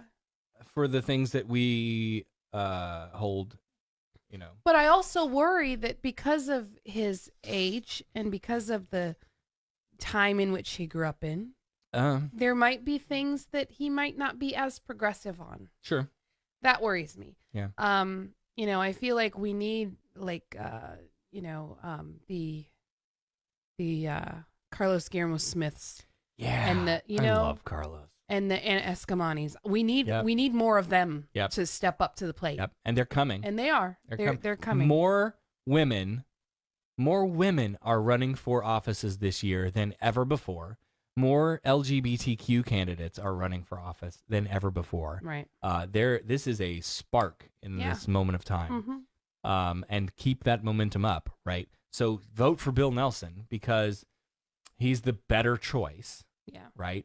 I don't feel like I can give him I can't do the full-throated endorsement, but I think he's the safer bet. I couldn't give Hillary a full-throated endorsement either. Yeah. I wasn't a fan of Hillary at all. No. But I voted for her.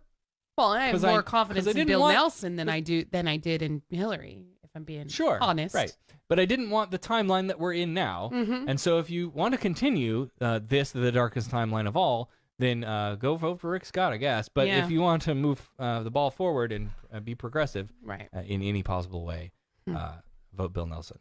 Yeah. Now, there's anywhere from 1 to 4 points apart on the preliminary polling between them. And Rick Scott just keeps pounding this message that Bill Nelson has been in the legislature 43 years, hasn't done a damn thing, hasn't accomplished anything. 43 years, hasn't done a damn thing.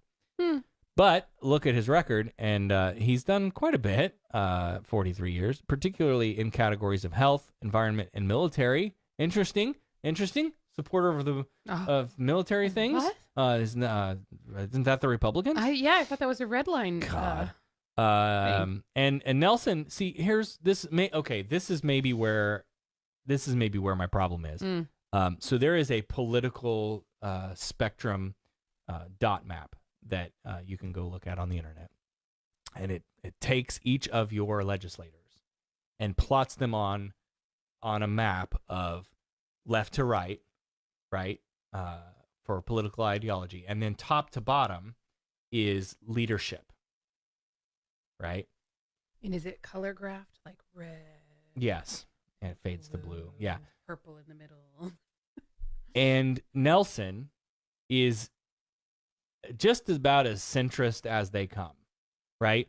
As far as the political ideology goes, he is like right down the middle. There is maybe one, I think, further to the right than him, and then there are a couple Republicans like dotted right next to him. Mm-hmm. He's right down the middle, right? Still better than DeSantis, who's over here.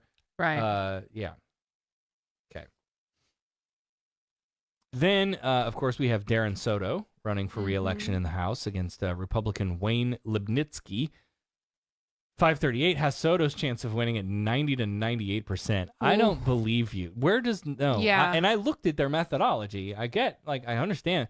No wonder they're wrong. Yeah. There's no way that's.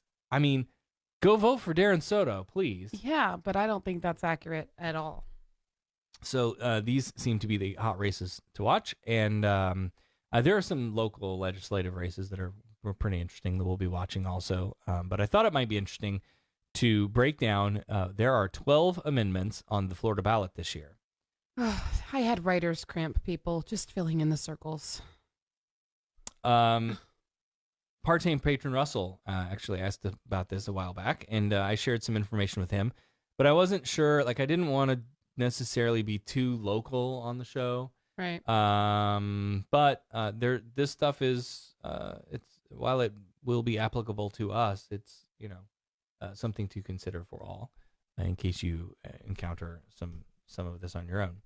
Now, I will be using vote411.org as one of my sources to describe each of these amendments, but let me interject that I don't entirely trust vote411.org for their accuracy because so they have this tool that you can go in, put in your address, and it will give you your ballot, basically.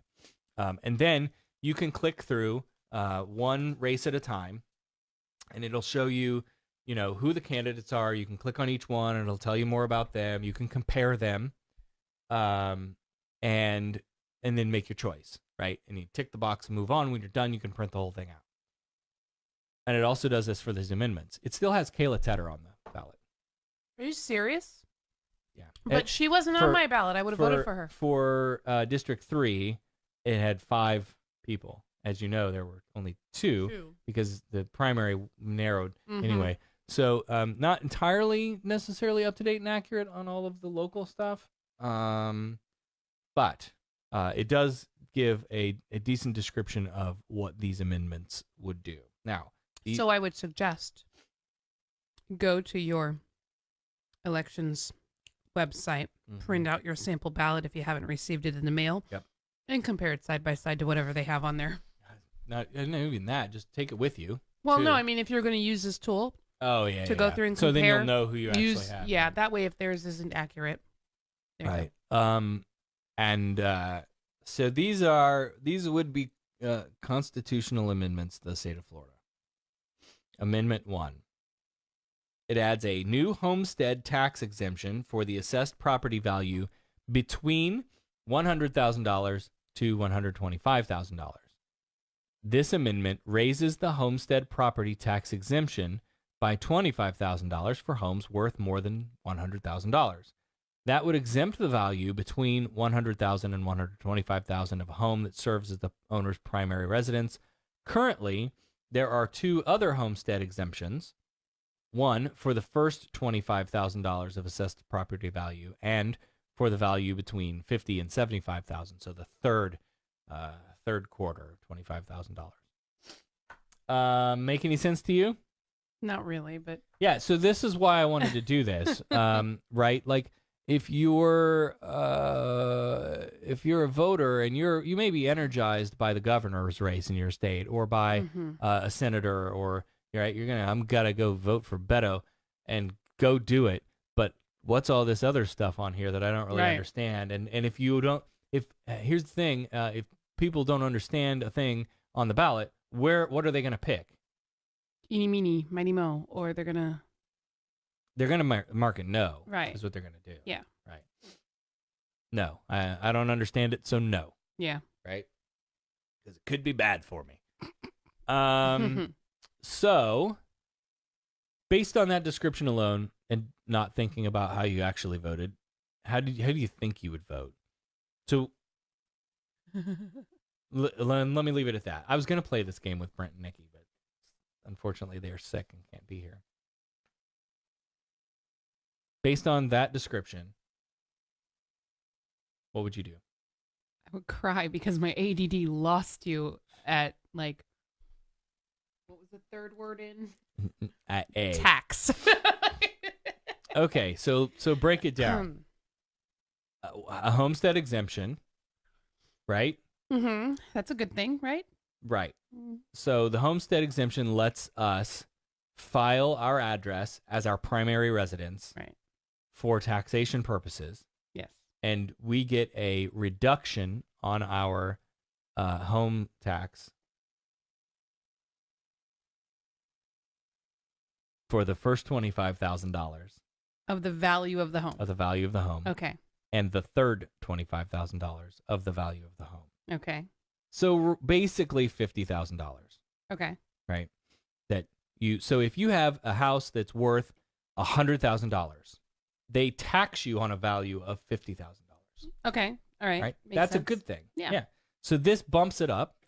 You have a house worth $125,000, and they tax you on the value of 50. 50. Okay. 50,000. In addition to So it's an additional. It's an additional. It's an additional So it 25,000. doesn't cancel out the first two. Right. Then It yeah, adds a I third would. one. Then I would. Yes. Okay. The Florida Today, which is a subsidiary of USA Today, Florida Today, Fort Myers News Press, TC Palm all recommend vote no. Really? Here's why. While this would reduce the home property tax amount to you, the homeowner, that would reduce tax dollars to the tune of $750 million statewide that goes to counties and local municipalities, governments, which may result in service cuts or higher costs and taxes elsewhere to compensate, right? If you're not paying as much in your real estate tax, they're going to raise it somewhere else. They're not going to take a hit and just do without that money. I need my cheat sheet. I should be comparing this to what I actually voted because I don't remember. They're gonna make up for it elsewhere. Right. Like non-homestead property. Right. Okay. So what's non-homestead property? Think commercial properties. So their taxes So would go up. Yes. Okay. Not by amendment, but by result of the amendment. Right. By effect. Right. So if yeah, because the money's got to come from somewhere. You got it. They're not going to do without that money. Right. Right. So now they raise commercial property tax. Right. So now when you go to buy your hoagie at the gas station, it's not $6. It's $16. It's more. Right. It's more expensive. Yeah. Yeah. When you go to the grocery store, things are a little bit more expensive. And it might. So you're gonna pay for it somewhere. You're gonna pay for it somewhere.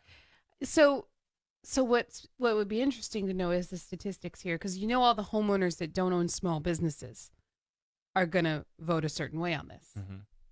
But all the small businesses that understand the effect of it will vote the other way. So that would be my I would like to see, like, what's the percentage of. Let me give you a curveball.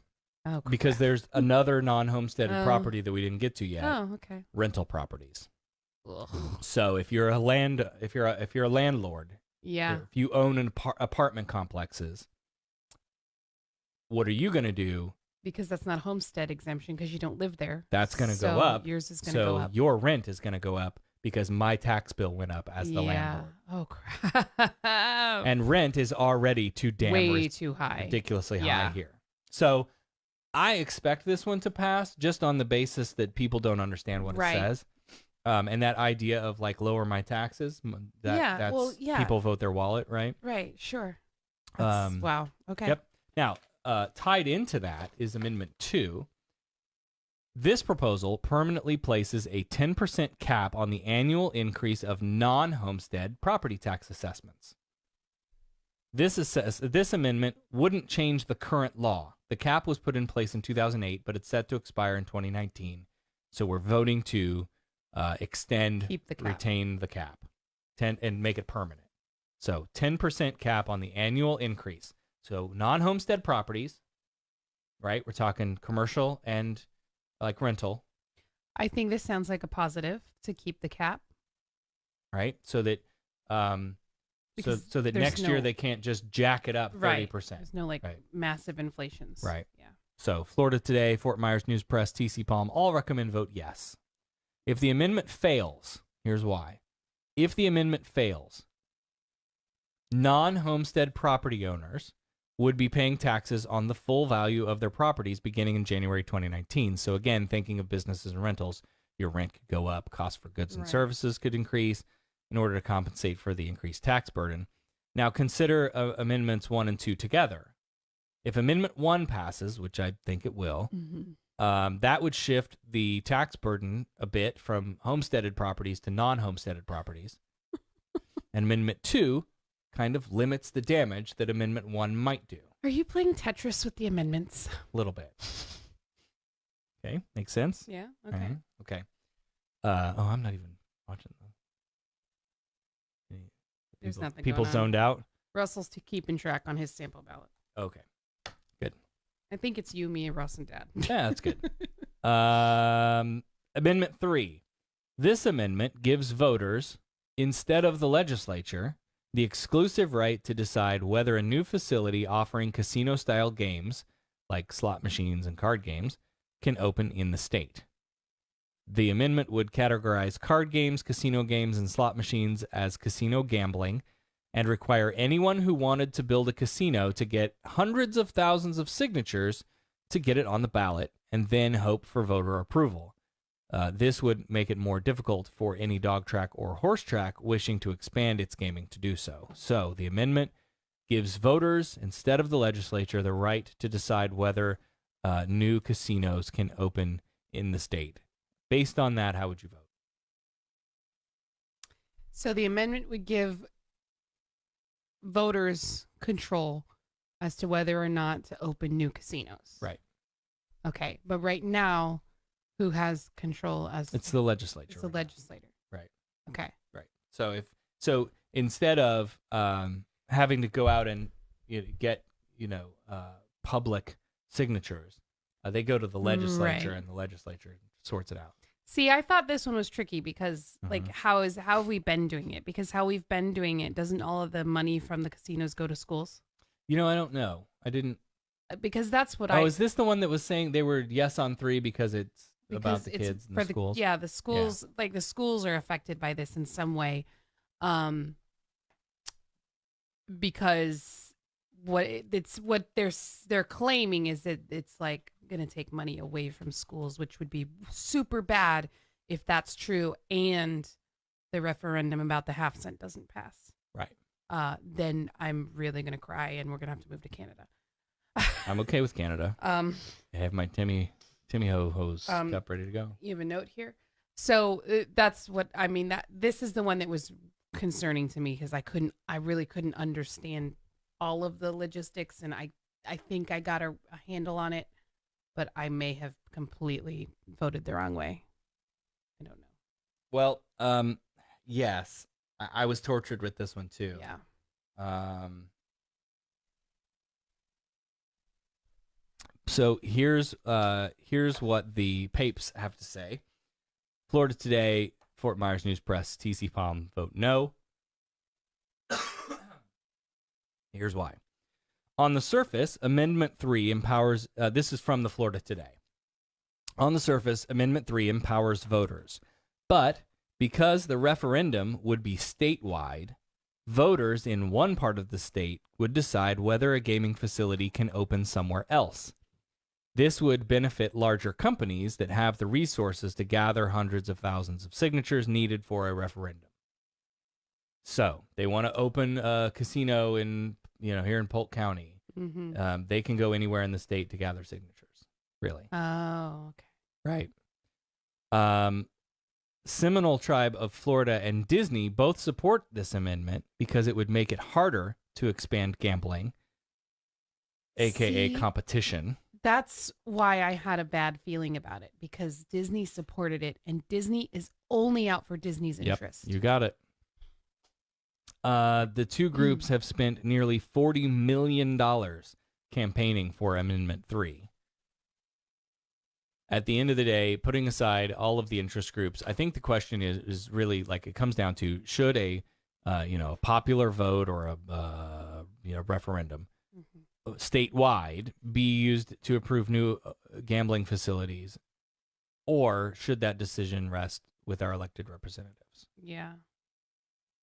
And I kind of come down on the let's leave it where it is. Right.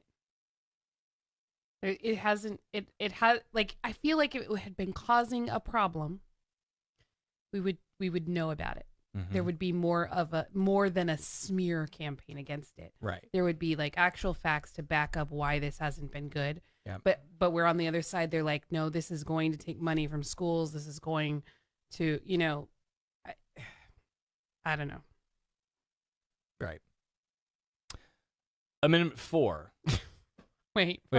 Russell wants to know what was the verdict on 2. Jesus. What do we say? No on 1, yes on 2. Yeah, I guess. Yeah. No on 1, yes on 2. No on 3, I guess, is where we just landed. Is that right? Hold on. Give me a pen. I'll put them in the comments. Okay. All right. So 1, 2, 3, 4. I have so much editing to do. No Yes. No? Yeah. All right. Now we're at 4. It's a no, yes, no. Is that what? It says no on all except 4 and 12. I think. okay. I can't remember. I have slept since I voted. I saw that. I have 2. I took a nap today and my whole brain went mush. Most of these were not supported by, like when you read editorial board commentaries and whatnot. Most of these were not supported. So that vote would not surprise me. Yeah. Okay, moving on. Okay. Amendment 4. This amendment restores voting rights to former felons who served their sentence. Yes. Okay. You want me to read the rest of it? No, there's no reason. There's no reason. There's minutia. Okay, fine. Get your minutia out. The amendment restores voting rights to former felons who served their sentence, including parole and probation, with the exception of those convicted of murder and sexual offenses. So that's an important distinction. If you've committed a felony, well, yes, obviously, a felony murder, then this does not apply to you. Right. Right. If you're a felony sex offender, this does not apply to you. Yeah. Okay. Currently, former felons must wait at least 5 years after completing their sentence to ask the Florida Clemency Board, which is the governor and his cabinet, by the way, Rick Scott, the and governor, and Andrew his Gillum cabinet, will give it back to you to restore their rights. It would affect nearly 1.5 million Floridians, which means that is 1.5 a million lot of convicted freaking felons. Can we move to Canada like now? Former felons. Sorry, former felons. No, it's a bad again, rap though. But you're to your point. I know. You've served your time. That's true. You're right. Right. We said, hey, you did a bad thing. It was not. You went against the law, and now we're going to punish you. And here's the punishment. And once you're done with that, you should be able to re-enter society and have all of your rights returned to you. Let me make a point too. Please. Because here, this is Florida. I would put money on the fact that most of those convicted felons were convicted of possession of marijuana. Right. So let's just legalize Or that shit even dealing, and retroact those convictions and give them their damn rights back and give them their weed and let's just move on. Okay, go on. Russell wants to know, like, how would these former felons register party line? Well, but that's up to them. We don't know, and yeah, you can't base that on what they would register as because that's your right as an American citizen is to pick your party and vote. How many Republicans are going to vote Democratic? How many people are going to register as Republicans because they're afraid that if they register as Democrats, their registrations are going to get lost in the process? Yeah, we're going to talk about that on the election show. Be here November 6th. We'll be live. Jeff said something about that too. That was a while back. People that are registered and they vote party because of who they're registered for, and they don't know that they can vote for whoever they want. Right. Yeah. Some people think they have to vote for whoever they're registered to, not realizing that. Right. Even though you're registered to the party, you can vote for whoever you want in the general election. Okay, so the Florida Today and TC Palm recommended vote yes. Fort Myers News Press says vote no on 4. Why? Fort Myers, get your stick out of your ass. What's going on? Our state is one of only 4 states in these Christian states of America that doesn't automatically restore voting rights to those who fulfilled their sentences. So this is a no-brainer for me. Yeah, I mean, and I watched some news report or a documentary, I can't remember, a few months ago. It showed the process of if you're a former felon in the state of Florida. You got to jump through all these hoops and wait 5 years and contact the clemency board. And then you have to like go appear before Rick Scott and his crew and like beg for your rights back. And then it's basically just, there's no policy, there's no guidelines. It's just up to the whim of Rick Scott and his cabinet, who could, for any reason at all, just be, nope. Right. Maybe if, let's see. Okay, so you come in, you're going to meet with the clemency board, and you might look like somebody who might be a Democrat. You're black. You're Hispanic. You're a woman. Minority or a you're oppressed group, yeah. And then he could say, well, no, I'm not going to restore your voting rights. But white MAGA hat dude comes in. Sure. You're welcome back to society, son. So basically, if you're... And I'm not saying that's happening. I'm saying that could. Sorry to interrupt. No, you're I'm saying fine. that could happen because there's no structure to this at all. So, in the words of Trevor Noah, if you're in Let's one just of these groups, Rip off all the talk shows tonight. No, he made a great point though. He said, if you're black or Mexican or Latino or whatever, you're in one of these groups that usually tend to be Democrats, go register as a Republican. The easiest way to get yourself registered. You don't have to vote for that. Right. You can vote however you want. Russ says, I agree it's a no-brainer, but sadly I don't see it passing because of the Republicans that are afraid of the Dems coming out of prison after pot conviction. I don't know. I think this has got a good shot. I think it does, but I worry. All of the media has been pretty positive around it. What does Grady say? Oh, God. Moving on. No. There, I was going to play. Our sheriff has, sorry for another sidebar, our sheriff has a podcast. Did you know this? No, he doesn't. Are you serious? Yes, he does. Where the hell's my phone? Oh, no. I don't know. I'm not going to play it. No, I'm not going to play it. Send I just it want to to me describe it to you. It's called Not in My County with Sheriff Grady Judd. Of course, that's what it's called. Yeah. So in the one that I was going to play, that I'll play it for you later, and you can tell me if we should do it on the show or not. But he talks about this this person they were trying to hunt down. I don't know that we can do that legally. He could come back and sue us or put us in jail. We live in his county. Listen, I know a lawyer. Okay. So it was talking about a story of a. Russell knows this Can I podcast. finish the I'm story? sorry. I got Jesus ADD. Christ. I got ADD. So the guy runs into the trailer because, of course, it's a trailer. Guy runs into a trailer. I'm sorry, that was terrible of me. I shouldn't be like yelling at me for interrupting you, and you're interrupting you. So guy runs into a trailer, and the police come up, knock on the door, and the other person there is like, I don't know who you're talking about. I haven't seen anybody. And they were like, okay, well, look, here's the thing. You can either let us in now, right, and we take a look around your place, or we're going to come back with a warrant. And we know he's in there, and we've got the place surrounded. We're not going anywhere. But when we come back, I'm not going to be as nice as I am right now.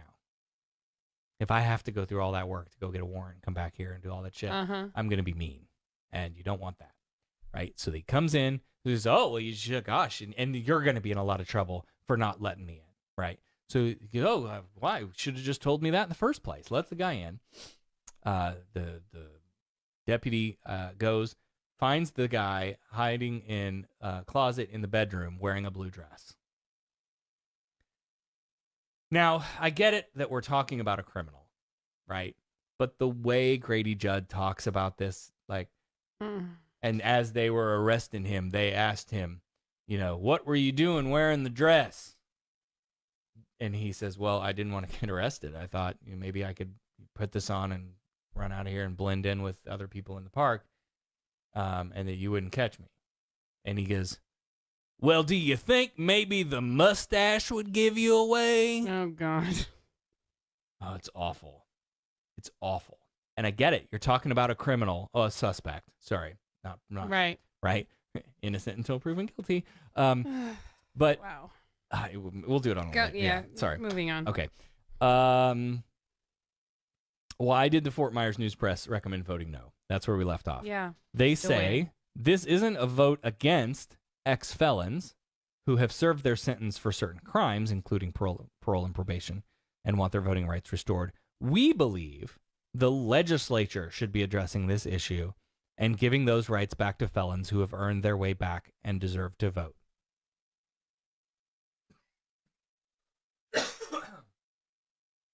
So they don't disagree with restoring voting rights to former felons. They just...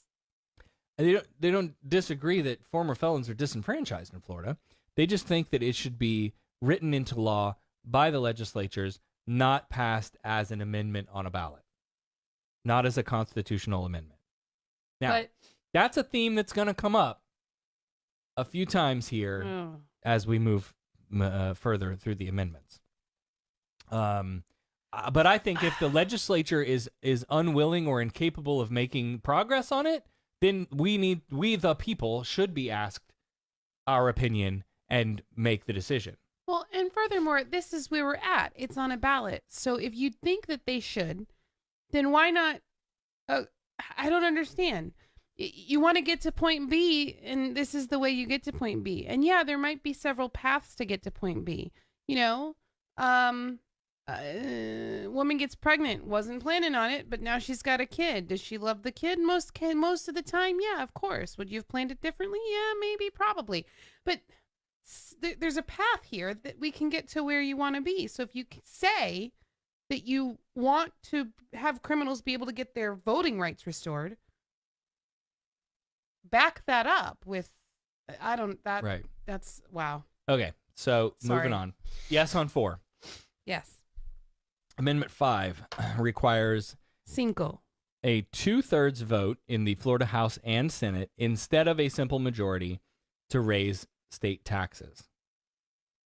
Based on that description, how would you vote?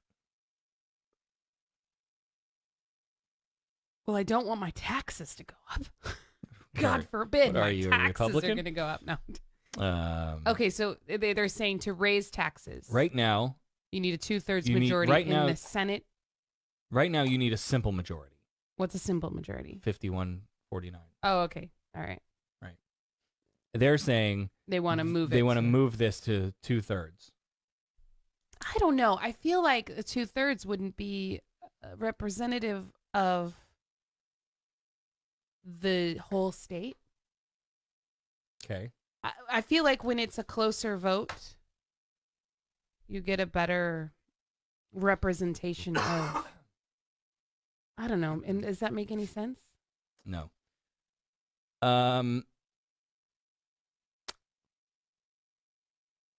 So your average Joe voter, how would you vote? Yes or no? I don't. It's one of those things. Unless it's been a problem, I'd leave it be. Let it. I'd say no. Don't change it. Florida Today, Fort Myers News Press, TC Palm, vote no. All 3. This one seems a little sketchy to me, too. So the legislature itself placed this one on the ballot. This is why you need to research these. This is why we're doing this, right? To get, I want to play out that feeling of, you know, literally what we just did, the average voter who hasn't researched these and doesn't maybe not understand what the words on the page mean, and then go into it a little deeper, because you need to be researching this kind of stuff. Okay. So the legislature put this one on the ballot themselves, specifically to make it harder to raise taxes. The newspaper suggested that requiring a 2/3 vote would allow a small minority to stop any tax increases. Now, well, you might think that that's okay. It doesn't sound too red flags yet. But if we face another economic downturn and need to reverse some of the tax cuts enacted during the recovery period, this would make it almost impossible. Wow, I hadn't thought about that. Yeah. So, no. Yeah. Now, Amendments 6 through 13 No. were placed on the ballot by the Florida Constitution Revision Commission. They meet every 20 years to propose changes to the Florida Constitution. And remember, if you've been listening, Amendment 8 was stricken from the ballot by the Florida Supreme Court. And I don't remember off the top of my head all of the things that do.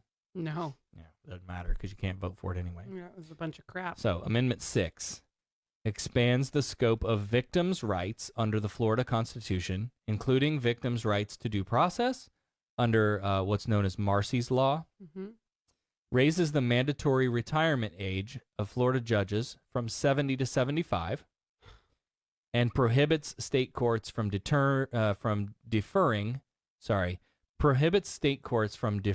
to administrative agencies' interpretation of a state statute or rule. Based on this description, how do you vote? This is bullshit. I want to know what victims' rights have to do with the retirement age of a judge and why it's bundled together. Thank you. And whatever the third one was, I was lost. I didn't even hear the third one because I was too pissed off about the first two. Well, and that's the third one is really the important one. Right.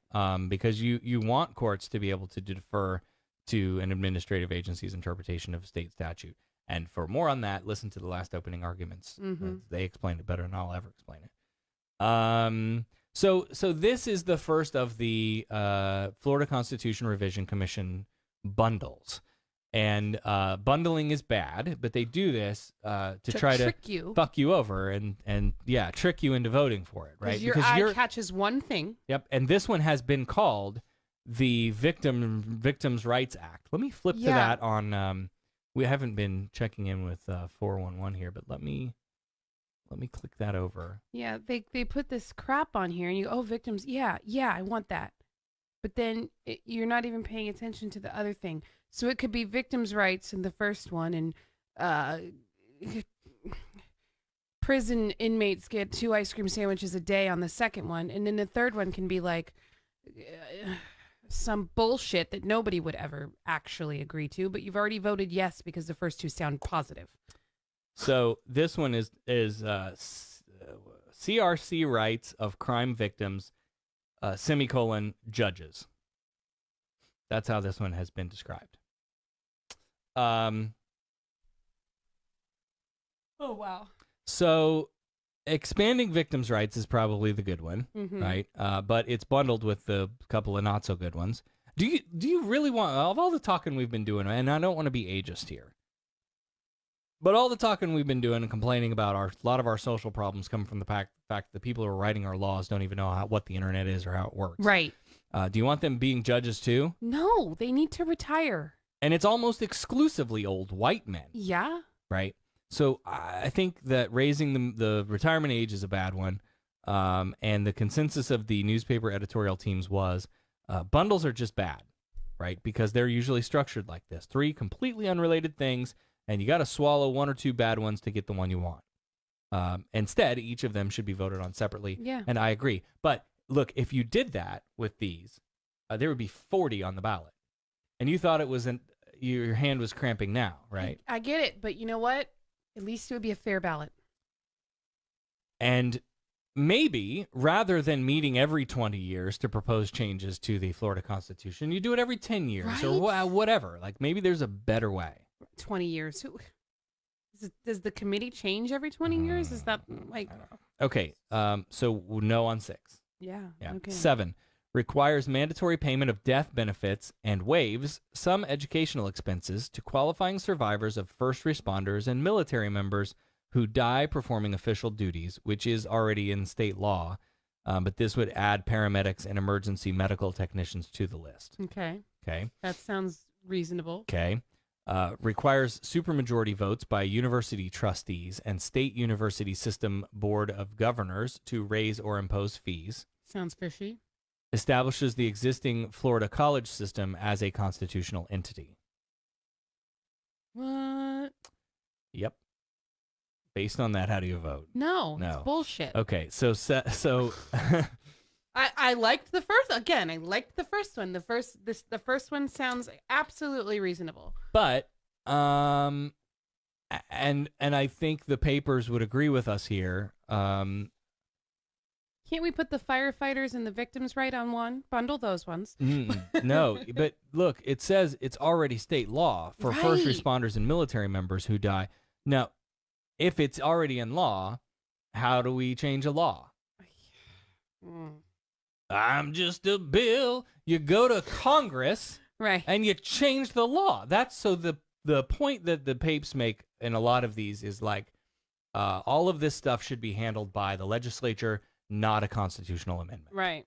Right. And I think this is a good example because you already have half of the things they want as a law. The Fort Myers News Press says this amendment runs the gamut of the absurd. A part of it expands the protection of benefits and educational expenses for survivors of certain first responders and military members who die performing official duties. Then the amendment goes off the rails. The sun rails. Yeah. So no on 8. 9, prohibits oil and gas drilling in offshore areas controlled. Wait, I thought that was 7. Oh, 7. That's right. Sorry, 7. I was like, because we didn't do 8. We didn't do 8. Yeah. Yeah, 8 is not on the ballot. Oh, that's right. 8 was stricken by the court. Wish I could remember which one that was. I'll look it up. Hold on. In the meantime, It was something about schools. In the wasn't it? meantime, Russell Oh, it says... was charter schools. Yeah, go ahead. Okay. Russell says, I'd rather take 30 minutes to vote on 40 than 10 to vote no on a bunch of bundled shit. And Yeah. this is why you got to read the whole thing. Right, but also, would Russell 2 years ago say that? Would Russell 5 years ago have said that? No, probably not, but I would think need back like, to yeah, the generic voter, right? Right. Average Joe again. They're not studying the ones that are Sure. they're not studying these, let alone 40. Right. So most are reading the first one, and that's why they put the first Yeah, one of listed course. as the good one. Of course. Yeah. So Amendment 8 would have established a term limit of 8 years for school board members, allowed the government to operate, supervise, and control public schools not established by the school board, and require legislature to promote civic literacy and public education. Remember that one? Yeah, I do remember that one. Yeah. So that was stricken by the Supreme Court of Florida, and good. This is garbage. 9. Prohibits oil and gas drilling in offshore areas controlled by the state. Now, that does not apply to federal waters, only state. Okay. Okay. Prohibits the indoor use of e-cigarettes and vaping devices, with the exception of standalone bars or hotel rooms where smoking is allowed. Based on this, how would you vote? What was the first one again? Prohibits oil and gas drilling in offshore areas controlled by the state. Okay. So it would... I don't know. I would vote yes on this because I think vapes are annoying. Okay. And I don't think you should be drilling anywhere. So prohibit the drilling and get rid of the vapes. Florida Today recommends yes. Fort Myers News Press, TC Palm, no. So here, like, right, the environmentalist in me definitely perks up. Yeah. We absolutely should stop offshore drilling Yeah. as much as possible. One of the papers says vote no solely on the grounds that they don't like bundling in amendments. Like, that's literally all it said Right. was, I don't like that they bundle amendments together and we should vote on these separately. And I tend to agree with that. And made no statement about, the benefits or whatnot of either of these. Okay. Florida Today, another that voted no said offshore drilling was important, but the vaping bit should be handled by legislative action. Again, not an amendment, but by legislature. Mm-hmm. Right. Well, I want to know why they're attacking the vaping. I think that's an interesting thing because I thought that, like, is not harmful. Secondhand vapors are not harmful. Like, I know why they went after smoking indoors. Right. There was plenty of science behind that. So this just seems like I remember when they started becoming popular and Disney instituted the policy that if it acts like a cigarette, it's a cigarette, and you have to go to the smoking area. Yeah. So in Disney policy, if you go to Disney parks and you vape, you can't just stand in line at Big Thunder Mountain vaping. Right. But then again, that's a private property. And No, I'm that's just a saying, policy. like, so. But that's how and a that's group how has Disney. responded. Yeah. So I still I feel like as a state, if you're going to try to enact something like that, there has to be some kind of reason behind it. And because I'm science driven, I look for the science, and there's just not science there that says that's, we know that they've eliminated smoking in common areas because it's harmful. Right. But there's not enough science to say that secondhand vapor is harmful to anybody. So it's just curious to me. Right. Eric asked about the territorial distance in offshore drilling. 12 nautical miles is the state's territorial boundaries, I guess. Yeah, so once it's out of the 12 miles, it's federal. federally controlled, and then Yeah, and then to a point where it becomes international waters. Beyond that, yeah. Let me see what federal says.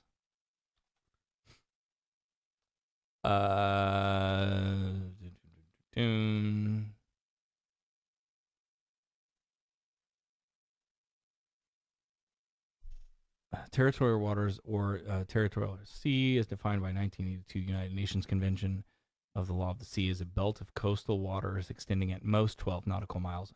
We'll have to do some more research to see, because here's another one that says to 200 nautical miles. Anyway, we'll have to look that up. I used to know this because when we went on the cruise, there was something in the little thing about when they can start operating their shops. Oh, yeah. Yeah. I don't remember though. But here at the end of the day, here's my position on that. Stop drilling. Yeah. And start installing solar. Right? The fuck is wrong with us? Sunshine State. Let's get some sunshine to Okay. power us. Florida Today says, while we disagree with bundling different proposals together, Florida's economy relies on keeping our coastal waterways healthy. Smoking indoors is already banned, so it makes sense to ban e-cigarettes as well, so they recommended yes. Pretty sure we were a yes on 9. I wouldn't be surprised, and it was not. I don't know. I don't. There's not a good enough reason for me to vote no on it. No. If you wanted to make a good argument about it, like that stifles business. Like if you were a conservative, right? If you're thinking about the economy of Florida, not allowing offshore drilling is closing a door to business.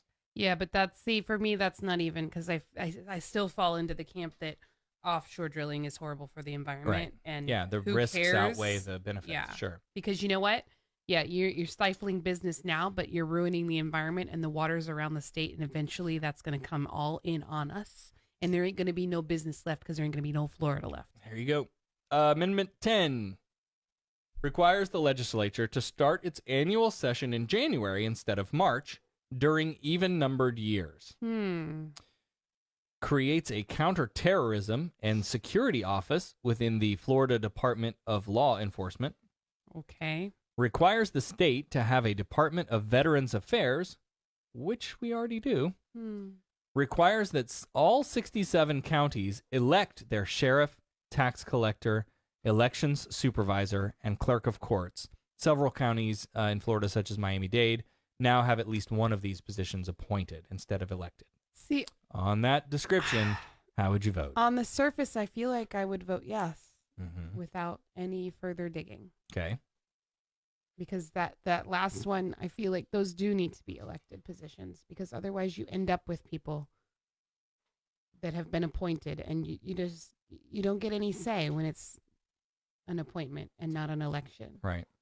And I don't think we study enough when it comes to those kinds of elections. No, I don't think so. You know, somebody's running for sheriff. Man, people don't really get to know, and and you end up with Grady. So the idea with changing the legislative session start date in even-numbered years is to accommodate election years.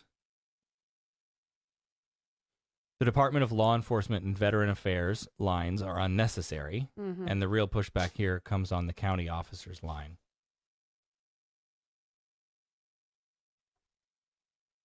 Home rule lets local governments handle their own offices the way they choose, elected or appointed, and that can be changed at the local level if citizens wanted. So they're saying if you're in Miami-Dade and you want to elect those officials, go change the process at the local level. So this is seen as the state exerting force over the local government, right? This is the small government. Local municipalities should be able to make their own rules. Counties should be able to decide how they want to do their own positions, whether they want to, appoint or elect them. Yeah. And if the state comes in and says, nope, you have to do it this way, well, that's taking away home rule.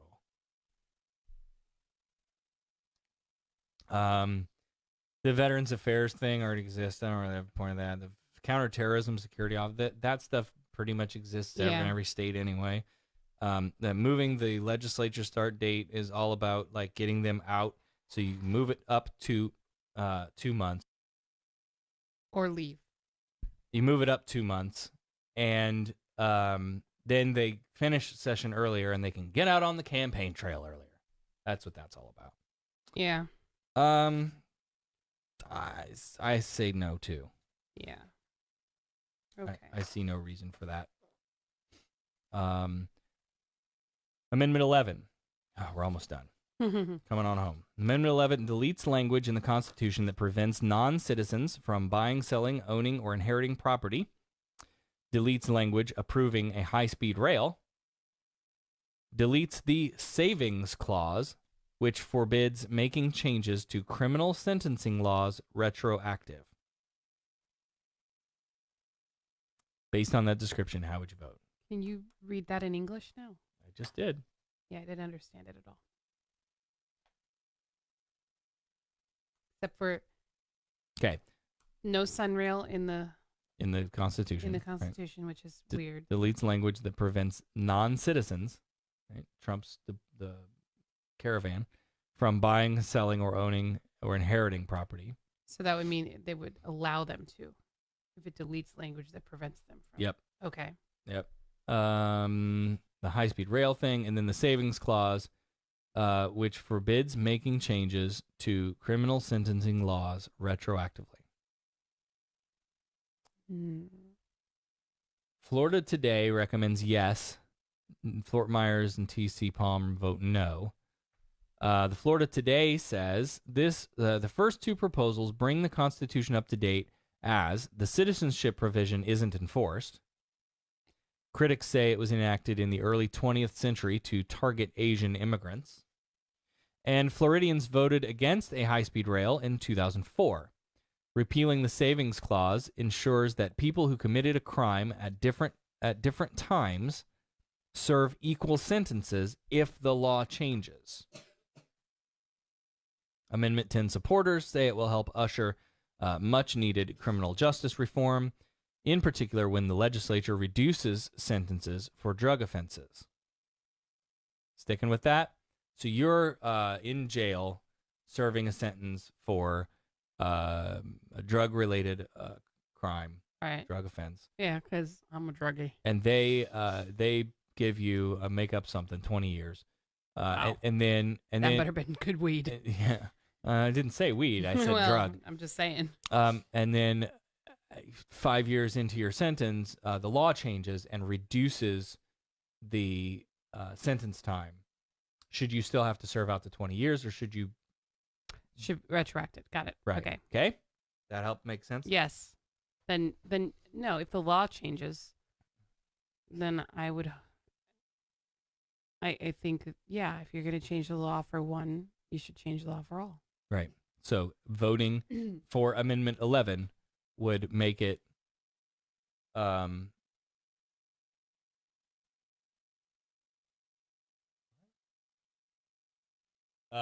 too long. Voting for Amendment 11 would allow them to make changes to criminal sentencing laws and apply them retroactively. Mm-hmm. So the two outlets that suggested no vote did so because they didn't like the bundling. Again, we hear that. Right. Or because they see some of these changes as being legislative, not constitutional. Again. Right. Yeah. The legislators should be taking care of this, not the voters in the constitutional amendment. So I don't know. That's a coin flip, I think, for me. If the non-citizen thing isn't already enforced, you might as well get rid of it. Right. The high-speed rail thing, it can go because the Florida voters are idiots. Right. And think of all the jobs, fucking Republicans. Think of all the jobs we could have created. Right? Isn't that all you worry about is jobs? Mm-hmm. Okay. All right. So that's a yes or no. I couldn't understand. It's a coin toss. Oh, it's a coin toss. Yeah. Okay. I don't know. All right. Well, I'll draw a little circle here with an Abraham Lincoln head. Jesus. Okay. 12. Is that the one that Eric said he voted? Well, he did, but then I think it was that one, and then he said, but he couldn't remember for sure because he slept since he voted. Yeah, that's true. Oh, I should be watching the comments. I'm missing.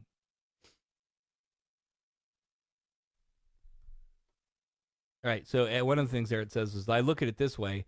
These amendments would be written into our state constitution. This is why vote was no on most of them. Right, and again, that's the argument that the editorial teams and the newspapers have been making. And I think that's a valid point. Okay. God. Where the hell are we? 12? I'm getting pictures of toilets over here. Oh my God. Then go. Amendment 12 expands ethics rules for public officials, elected officials, judges, and government employees, and essentially bans them from lobbying the state and federal governments during their terms of office and for 6 years after. Currently, the rule is 2 years after.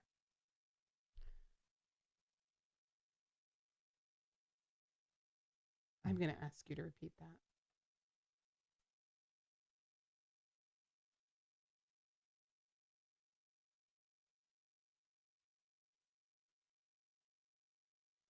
Expands ethic rules for public officials, elected officials, judges, government employees, right? Those people. And essentially bans them from lobbying the state and federal governments during their terms of office and for 6 years after. Currently, the rule is 2 years. Yes. Florida Today, Fort Myers News Press, TC Palm all recommend vote no. Really? Again, this is we support this, but 6 years is probably too much, or that there are existing laws that aren't being enforced, or again, this is a legislative issue, not a constitutional issue. Okay. Right. 13. It ends commercial greyhound and other dog racing by 2020 while allowing tracks to continue to offer other gambling activities such as card games. Yes. Florida Today recommends yes. Carlos Guillermo Smith recommends yes. I'm coming to that. Oh, sorry. Fort Myers News Press, TC Palm all vote no. 40 states ban the activity, and Florida, West Virginia, Alabama, Arkansas, Iowa, and Texas are the only ones where dog racing is legal and operational. So I agree. I say yes here. Yeah. Our legislature, led by friend of the show, Carlos Guillermo Smith, has been trying to do something about the problem here. Yeah. Now, the problem we have here is not dog racing. The problem we have here is in the world of dog racing, they're drugging greyhounds. Yeah. The racing industry is a seedy thing. It's animal abuse. It's animal abuse. That's absolutely right. And they've been hard pressed to get any movement on that front. So shut them all down. Yeah. We shouldn't be forcing animals to. This is the same problem I have with circuses. Yeah. We shouldn't be forcing animals to perform for our amusement. Mm-hmm. I don't agree with that. Well, and zoos even. That's that I have a very the ones that have a medical that I can get with. Well, like that when we go on vacation and I try very hard. I want the kids to be able to see animals because.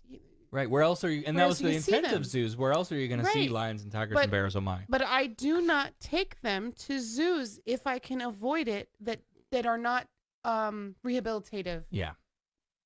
Because every time I've planned any trip to the zoos in the past several years, I try to go to zoos that's what they rehabilitate and let those animals back out into the wild if they can, and if they cannot, then they stay there, and those are the places that I want to give my money to because they're putting their money to good use, rehabilitating animals, putting them back out in the wild, and then giving the homes to the ones who wouldn't survive in the wild.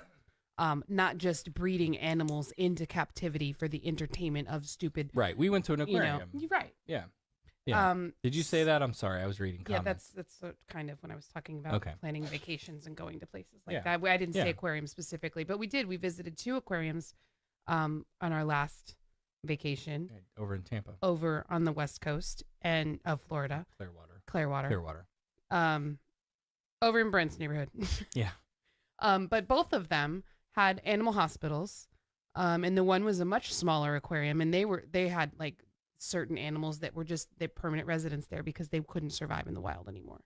And then you had the ones that had moving, revolving doors on certain exhibits of animals because, and then there was even tanks of fish, sea life, that you could see the tank, but you couldn't see there was Yeah, it no was like human turtle tanks. interaction. Yeah, they were. Because these are animals that are going to go back into the wild, and so they limit their interaction with humans. Even the people that work there don't interact with them other than to feed them or check their health. Yeah. Because that stunts them in their ability to go back out into the wild. Right. So Yeah, that was an impressive place. it was. Yeah. Anyway, sorry. But anyway, right. So animals, that is our position on animals for entertainment. Yeah. Amendment 13. No, that was the one we just did. Yes. Oh, hey, we're done.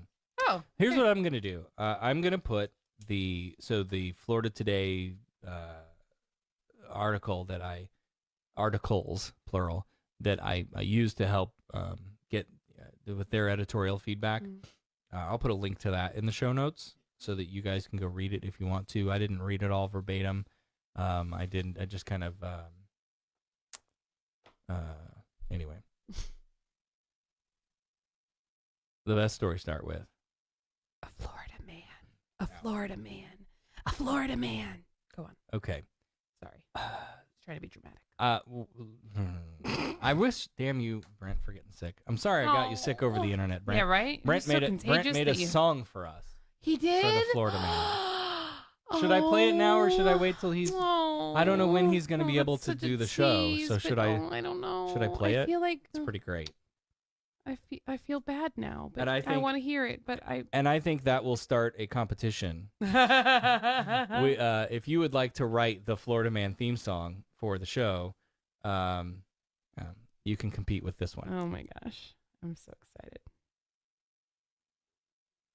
I haven't edited or anything. This is just raw. Raw, okay.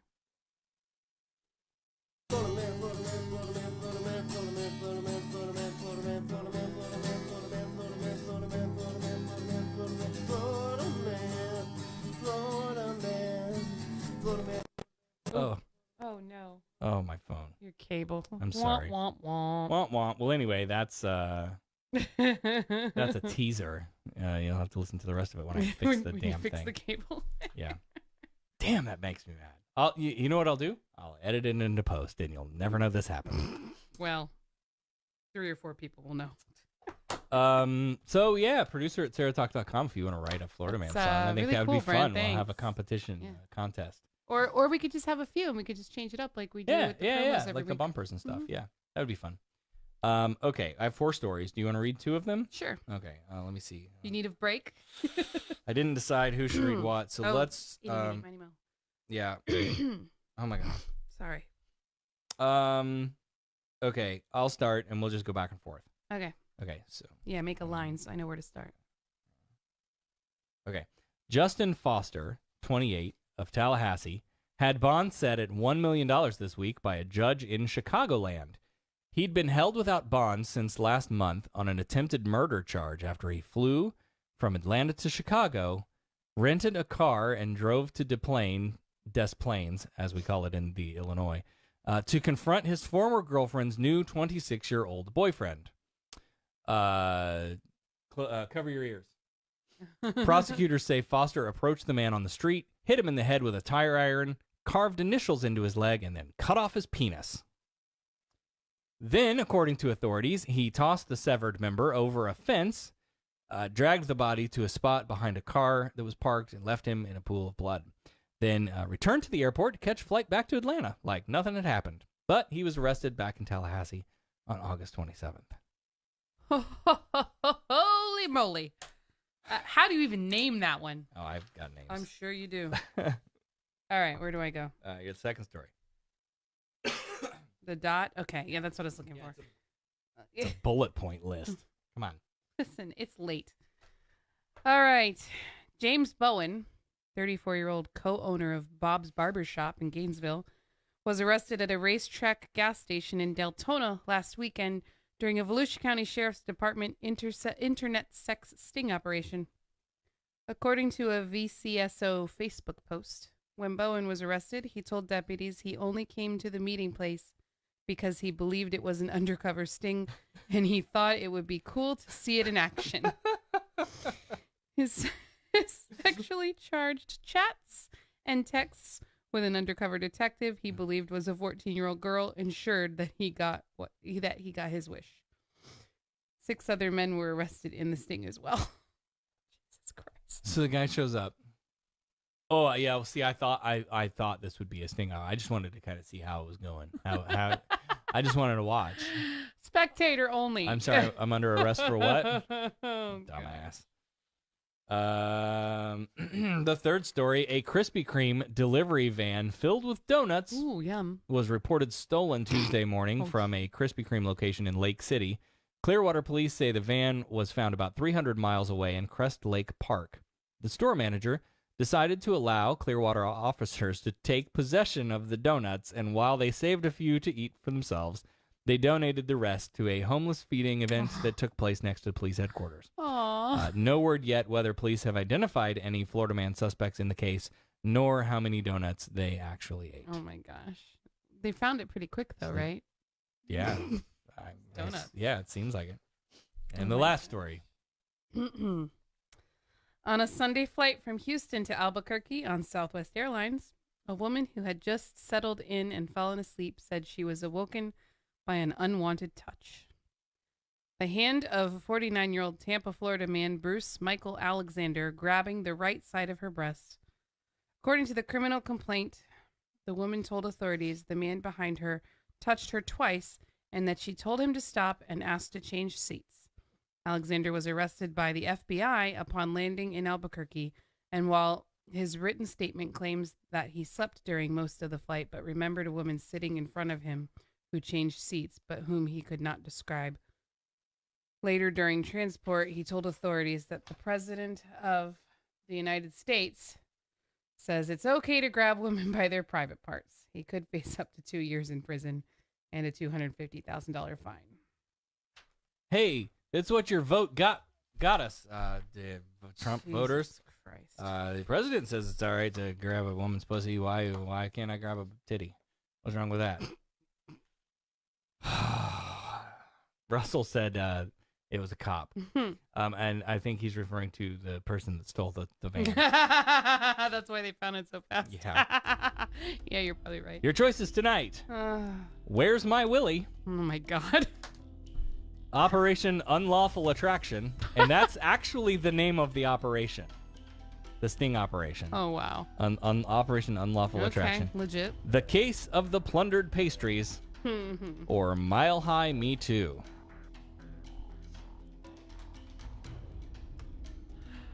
I like the donut story because That's it had pretty a good. really good ending. I like the way they... Right. Yeah. And it was just kind of silly, all in good Yeah. fun. Like nobody's dick got cut off. Nobody got assaulted. Right. Nobody... Yeah. Yeah. Yeah, I'm All going right. with that one. What saith the Facebook? The Facebook has falleneth asleepeth. Oh, no. No. Nothing yet. I gotta go where my Willie or the donut. That's Russell. Okay. Well, you gotta pick one, Russell. You can't pick two. I just like that the guy flies to Chicago. Right? Like, it's no hops big out, thing. gets a car, drives around, finds the Did guy. he grow up in the mob or I, something? Like, that that sounds was a- like some serious, like, dark... Right. That was a well-executed hit right there. Right. And then he just Like, nothing. drives back to the airport to fly home like NBD. I think Eric says donuts. Russell says, where's my Willie? All right. Russell, you're disgusting. There you go. Hey, weigh in the Facebook group when you... Jeff says donuts. I think donuts are going to be the winner. Weigh in the Facebook group when we post the episode Yeah. if you want to tell us what your vote is for the Florida Man. And if you want to make up a song, I think that would be hilarious to have Yeah. people write songs and record them and send them over to us. Yeah, I'm going to have to make up a song. Yep. I'll do it on the keyboard. Hey, so we're running up to 3 hours here. Oh, Let's wrap this thing. Holy moly. And get to bed. And I have a ton of editing to do. But first, we want to thank our wonderful patrons over at patreon.com/SarahTalk. This night might have been a little easier had we had the cough buttons that we're waiting for our patrons to maybe completely fund. That's the next one of our next purchases. But we appreciate your support. We want to give a big thank you and a welcome to our newest patron. Oh, hang on. Oh, where's the drum roll? Because she really needs a drum roll. Oh, I unplugged it. Oh, Shit. you're fired. Well, I was trying to play the Florida Man song. Leave me Oh, alone. yeah. Oh my God. What is wrong with you? Shush. You got a screw loose or a wire? Well, I'm gonna have to frayed? mix it in post because it's not playing. Oh, that's sad. Well, I don't think she's watching, so it's okay. Bailey, Yay! whose sultry NPR voice graced our last episode. Thank you, Bailey. And another big round of thanks to Dan. Yes. Who increased his pledge this week. Thank you so much for supporting what we do here. If you'd like to join our wonderful patrons, they are fantastic. And get early access to episodes, the video vault, and more, head to patreon.com/SarahTalk. If you can't do that, that's cool too. Give us a 5-star review on Apple Podcasts, Google Play, wherever you listen to the show. And Dan, you didn't have to increase your pledge just because you weren't going to be here for the full show tonight. I mean, it's okay. No. We love you. All right. I guess that's going to do it for this week. Thanks, everybody, for listening, especially those of you here on the Facebook Live. Yeah. Don't forget, November 6th, we will have... Be here. We'll have live election coverage. In-house chef. I know you're gonna have lots of things to choose between, to listen to and watch and whatnot, but we hope you make us a part of your evening watching the election results come in. Yeah, bump in and out on occasion. So we'll do that. We'll do the Andrew Gillum thing tomorrow, and that'll be out soon. We'll see you next week. This is Sarah Talk. Bye. Sarah Talk is made possible by listener support. Visit patreon.com/SarahTalk to become a patron and help keep this program going. Contact Sarah and Company by email at producer@sarahtalk.com or call 224-40-SARAH. That's 224-407-2724. And follow us on social media, facebook.com/SarahTalkRadio and on Twitter @SarahTalkRadio. The opinions and information provided on this show are intended for entertainment purposes only. All opinions are solely that of the hosts and their guests. We make no representations as to accuracy, completeness, timeliness, or validity of any information and will not be liable for any errors or damages. Sarah Talk is a production of Sarah Austin Media.